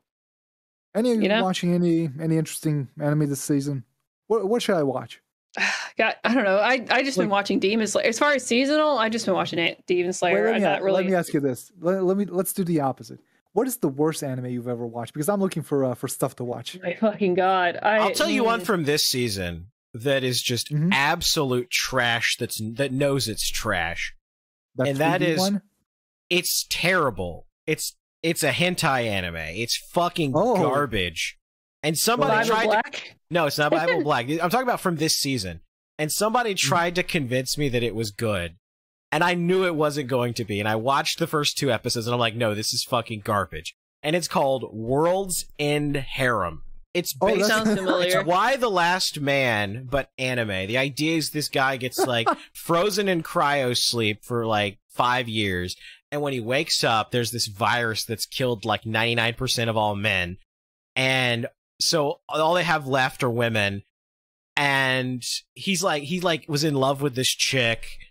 And she was also a scientist, but she like disappeared in the time when he like was woken up from cryosleep. But he wants to save, and he's like a total fucking pushy, like a total fucking like pushover pussy piece of shit. And he's like, no, I want her to be my first. I can't give it away until I sleep with her. And like he's got this handler chick who kind of looks like the chick that he was interested in. And she's like trying to get him to like pick a female to sleep with because they have to like repopulate the species. Oh, by the way, he's like immune from the like male killing disease because of some like other disease that he had that just a bunch of words like thrown together that don't really make any sense. And so the premise is that he's allowed to go and like try to find his childhood friend or whatever that he's like deeply in love with, but every night she gets to send like his manager chick gets to send him a different woman to try to seduce him, to impregnate her. And it's just the worst fucking pile of garbage I think I've ever seen. It's so fucking bad. Interesting. Actually, just watching like explicitly like perverted shit, like terrible hentai, if you want like a good laugh, because like that's the kind of shit I used to watch when I was like an edgy teenager, was like explicitly perverted shit just to like laugh at stupid shit. I don't know. I can't. I don't know. Like if me and Flam could totally bring back the drunk anime night, we should invite you. Watch shitty anime. I don't know how it's going to go as far as copyright, because we used to just do it on DLive, and DLive had a lot like looser rules when it comes to like their copyright stuff. Their whole rule was if you can find it on YouTube, you can play it. But now Flam mostly just streams on YouTube, so I don't know how well that would work. But we should like, he always has some really good ideas for like really shitty anime to watch, or anything by like have you watched any of the cult anime? Like made by actual cults. What? No, I get what you're talking about. No, I haven't gotten around to it. No, I would watch that. Like anything that's made by like the weird Japanese cult that came up. Shinrikyo. Yeah, Shinrikyo, or like there's like different divergents of Shinrikyo where they make actual anime. Oh, Kino just replied to me where he's like, no. Because we're making fun of him. Ah. It's a god awful shirt. God awful. Is he still up on our screen? Oh no. No, I took it down there. That's funny. Put it back up. Put it back up. Put it back up. Kino Corner, if you're listening to this, yeah. I know this is like 4 years ago, but up your fashion game. Go back in time and up your fashion game. There you go. Yeah, quit being a fucking. Look, you literally look like a film nerd. Come on, quit being so fucking nerdy. But anyway, your shirt looks like a mattress, buddy. it looks like a pea suit green mattress, like the same shit they use for like the Exorcist, that kind of bright green, disgusting color, but on a mattress. Let's see. Any more terrible anime I should watch? Bible Black. Is it here? I don't know. Classic. Oh, you should read if you're okay with like reading like stuff like hentai. We talked about this last podcast with Jim, but there's what do you this mean one. If I'm okay with reading stuff like hentai, what do you think I am? Like an Orthodox Jew? You're imagining me with a fucking beard? I don't know. Some people get really weird about that, but I'm very desensitized to it. But you seem to be too. But there's this one called Emergence. You should look up and read. Emergence is fuck. So here I have to. Let me explain it. Let me explain it very succinctly. Just fuck my shit up, fam. Okay, I'll look that up. That sounds appealing. Yeah, let me see. Like it's Emergence. Let me get like a good synopsis of it. Hentai. But yeah, it's like the degradation or metamorphosis, also what it's called too. It's got like 2 different names. But it's literally that. It's the metamorphosis of an innocent uwu girl to something that is atrocious. And it's what he based it off of was actually, I think he lived in America for a minute and he saw how women over in America just turn into like the worst kind of roasties, you know, and he applied that in a hentai. But it's definitely interesting. Yeah. I don't know, like I know you guys like take the piss out of it because of stuff I like, but I like to be shocked by things. I like to watch something new and different, no matter what kind of levels it is of fucked up. But you know, that's just me personally. I know a lot of people don't like that kind of thing, but if it's something new that can excite me in some form or matter, that kind of sounds weird, but no, literally, if it's something that disgusts me, that makes me happy, that makes me excited. If it's something like different, like even something like Emergence, where it's like explicitly fucked up, I will watch that because I just want to. As far as with me, a lot of anime is stale and boring, and I want to watch something that like is like a controversial piece of art that will get me sitting there and reading it the whole way through. Another fucked up manga you should get really into manga too. If you watched a lot of anime, because manga is it's way more of an experimental medium than anime will ever be because they can do it, right? One of the best mangas I've ever read. What's the one that Jim was talking about with the giant rape bugs? What manga was that? I can't remember. I don't know. That literally just sounds like a hentai. You just go to his Twitter and just type in bugs and rape and you'll find it. I can't remember what it was called. Or Oyasumi Pun Pun if you like watching like I'm literally fucked up right now. You know what the best anime ever, which you should watch? Chargeman Ken. The classic. Chargeman Ken. Have you ever watched Chargeman Ken? Have you ever heard about it? No, I haven't. Chargeman Ken. Have you ever heard about it, Gator? I have not, but I googled it and I see this guy holding back this little girl who's got a knife. Listen, it's like the room of anime. It's a god-awful anime, like 60 episodes, each of them 5 minutes long, from the 80s, no budget, complete garbage, makes no sense. It is the biggest meme in Japan. They've been laughing at it for like 2 decades at how bad this thing is. No one understands how this even made it to television. Hey, look, it's spooky weeb trash. Huh? I gotta pull you back up again. It's just a little girl with a fucking knife. I did have I did have Yeah. a profile pic of a Moomin version of myself holding a knife, so yeah. Listen, this thing is so fucking hilarious. The Japanese have a stage play about it.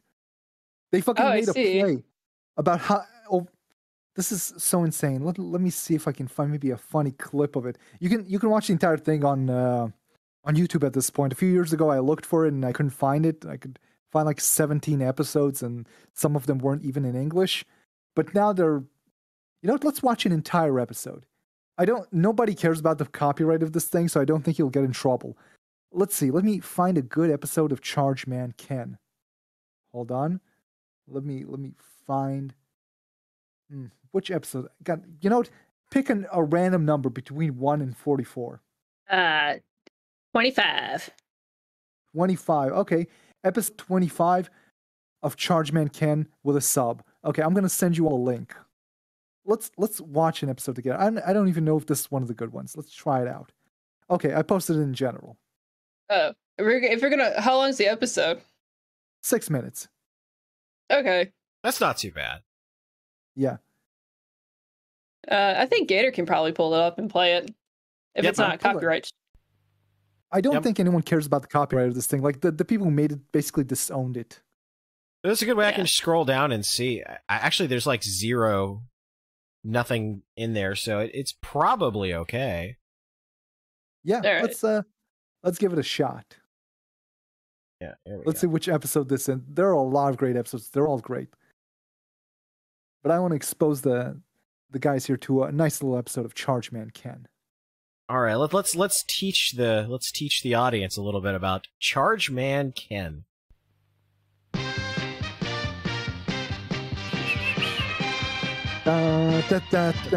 The music is banging. First of all, this track is lit. I don't think anyone can deny that. Makes me want to commit a Japanese war crime. This is what they put One to the soldiers non-king while wasn't they're in enough. March. Exactly. It's blood burning. Yeah. By the way, all of his powers is that he has a gun. That is his power.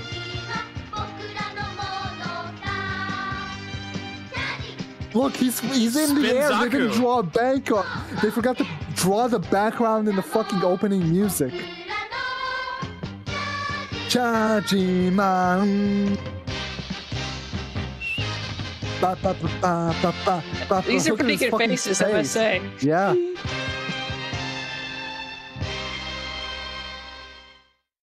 Turn it down a little bit. I want to talk over it constantly. There we go. Oh, this one's a classic. Is this made in the 70s? Yeah. 60s maybe even. Emo kid. I'm gonna Oh, burn it all down. Burning down. Hot topic. This is the future. It's a brick house. How is this? What a single match. Yeah, okay. Yeah, just It's burn it down. Mumkey Jones's final solution. Yeah.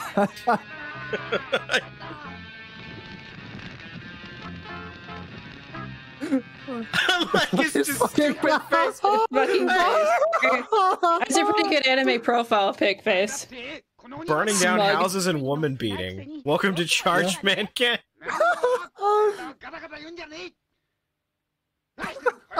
This is Mumkey Jones' origin story, isn't it? It Yeah. is. It is.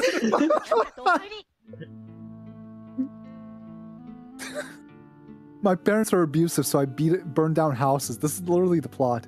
Whoa, wait, what? Whoa, hey, He came wait a on that minute. car. Why'd you do that, buddy? And then I come in my car, my toy I car. love the movie Cars too. I love it.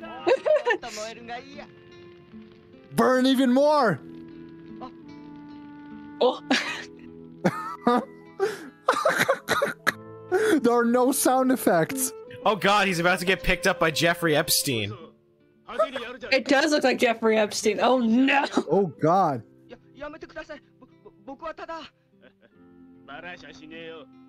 Only their mouths are like barely moving.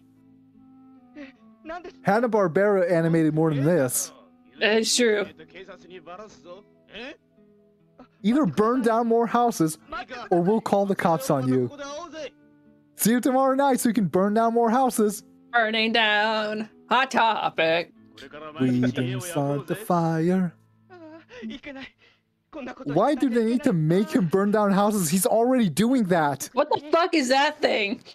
Oh yeah, that's Chargeman Ken's robot. Oh, it looks like fucking. It looks like Scuff Donald Duck. It's been so hard for me to burn down houses. Look at this. You're about to see the most ingenious plan ever. Okay? I'm going to tell you where to pause because I need to explain the plan in a second, okay? Okay, so this is the next night. This is a classic episode, by the way. We've picked a good one. Again, that music, always the exact same tune for 40 episodes.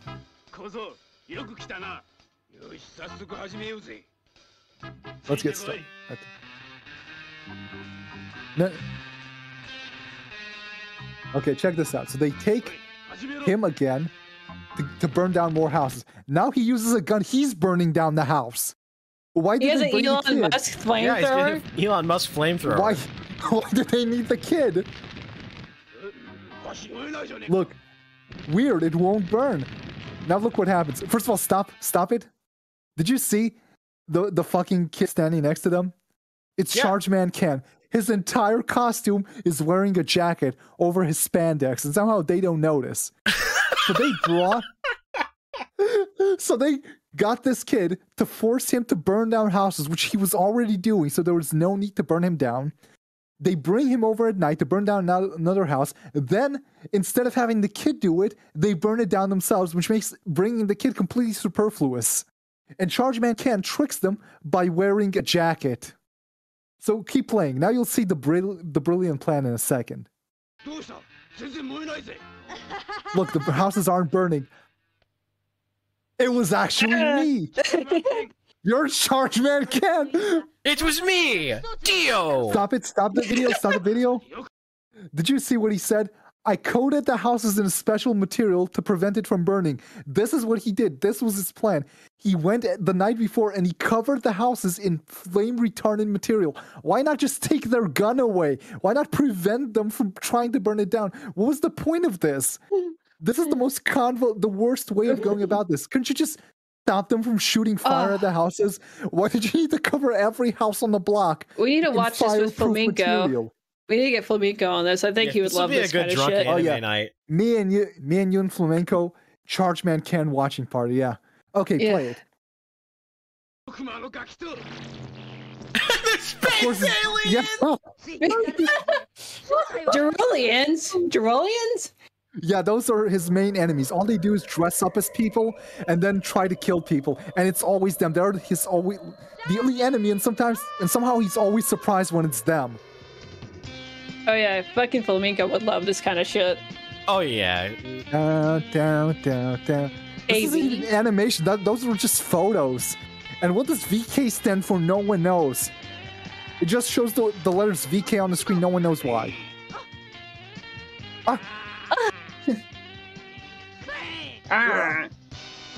Take that. This power. That. Ba ba ba ba. Ba, ba, ba, ba. They didn't even color his hand. Did you see that? I did. They forgot to color his.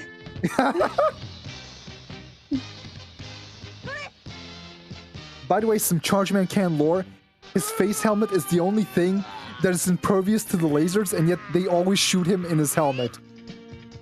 And then he murders them. The end. They just murdered them. That's it. I have the greatest superpower of all. A gun. The entire show is this 10-year-old boy committing genocide. Absolutely based. And they watched him murder the aliens, and they're like, we're gonna be better parents now. Yeah, if they don't, he's gonna murder them too.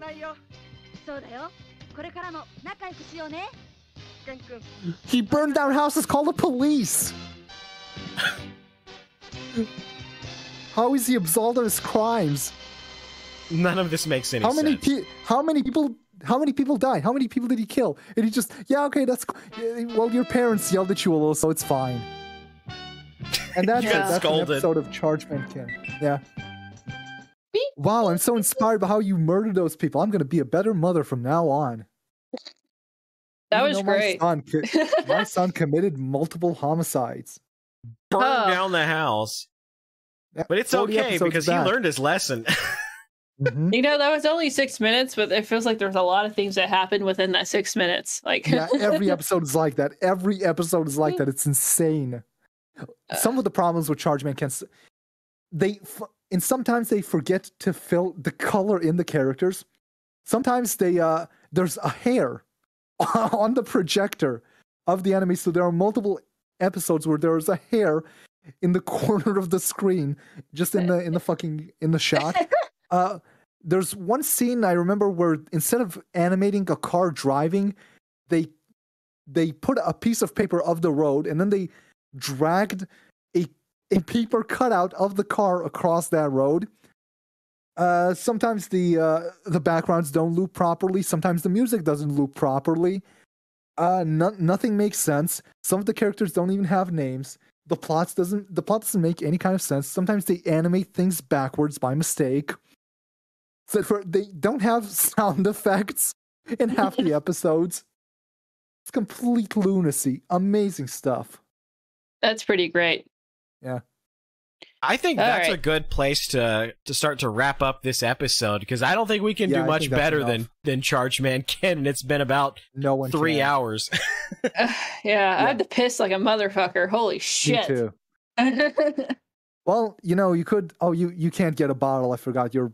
I'm a ostensibly girl. woman, yeah. I would have to squat somewhere. She'd have to squat over a jar and then sell gamer girl pee. Yeah. That's what she'd have to do. Yeah. hmm All right, easy peasy. Well, Okay. it's been fantastic to have you on here. Go ahead and plug your Yep, stuff. It's been nice. Yeah, I don't have any stuff to plug. Don't watch YouTube videos; they're awful. And if you come to me, if you DM me on Twitter, I'll call you a racial slur. That's it. Some people are into that. Yeah, some people do Yes, love that. unfortunately, Yeah. Mhm. But we appreciate it, even though we had plenty of not okay jokes. We might have to censor some of that for a Spotify. Not kosher. Yeah. Look, Very not we kosher. should have like the kosher patch. We have a fully Jewish man here that gives us the okay. You have the K-word pass and Holocaust jokes. You can also tell Holocaust jokes. I allow it. Should be good enough, but no. But anyway, we appreciate it. We'll definitely have to get contact with Flamingo. We'll have to bother Mumkey Jones to make more quality content and to come on the Anime Boomers podcast to talk about One Piece. We should get Flamingo. Kino's shirt. Yeah, we'll have to, if we do manage to somehow bully Mumkey, which, you know what, we'll be nice to you, Mumkey. We will. We should get Flamingo on because I know Flamingo loves One Piece too. And, Me, Just Flamingo, have- and Mumkey just talking about fucking One Piece for like 3 hours. It'd be great. It would be great, they'll cover 0.0001% of the show. You're right. Pretty much. Oh, I do want to ask you, since you are also a fellow Israeli, ask Nux Taco to come on our podcast. We don't really. Wait, does he know me? I have no idea. Oh, yeah. If there's any relation between me and him, I'm not sure if we do have any relation. Then I'll ask. him. I think he's an Ashkenazi Jew because he's like a short and fat. Because he's a short, chubby Jewish guy, and I know a lot of the Ashkenazis are short and fat. Nope. Unfortunately, I don't know Nux Taku at all. He doesn't know me either. Oh, Yeah, sorry. Darn, I was hoping that maybe there was like a. all Israeli Jewish weebs all know each other. That's funny. I mean, hey, it was a shot in the dark. I might as well have taken it. It's a small Okay, world well, over we there, all need right? to piss. Yeah. Does he actually live in Israel? He did. Well, I think he lives in the United States, but he had like a weird, funny enough, banking problem because he had I think he believed he was living in Israel. So when he was trying to transfer money, it like looked really weird on YouTube's part where it looked like, why are you in Israel transferring like $1 million over to the United States? That's pretty sussy. So, I don't really know the details of it, but it had something to do with those along those lines. And he couldn't get like $1 million worth of money. Wow. Transferred over to his account. So, Weird. but no, he lived in Israel. He is Jewish, like full-fledged Jew. But I My think condolences. But yeah, there's a reason why he lives in the United States now. I assume so. Raider.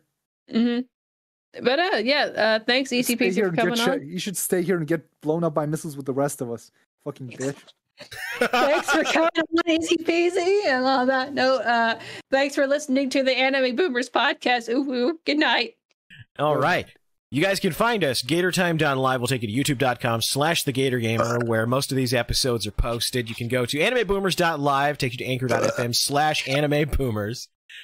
And animeboomers.live/clips is our clip channel. It's also where you can find the episode Just with Mr. swallowing in your Medicare. fucking breath at this point. Trying to burp. Exactly, just trying to burp during all of that. We have a Patreon, patreon.com/thegatorgamer, where you can sign up and get access to early episodes and bonus content. You can also get it through the membership page, which is at youtube.com/thegatorgamer. Anyway, I want to thank EZPZ for being on this episode. Spooky Weeb Trash, with apologies to Mumkey Jones and Kino's terrible early clothing wardrobe. And with that, we will see you guys next time.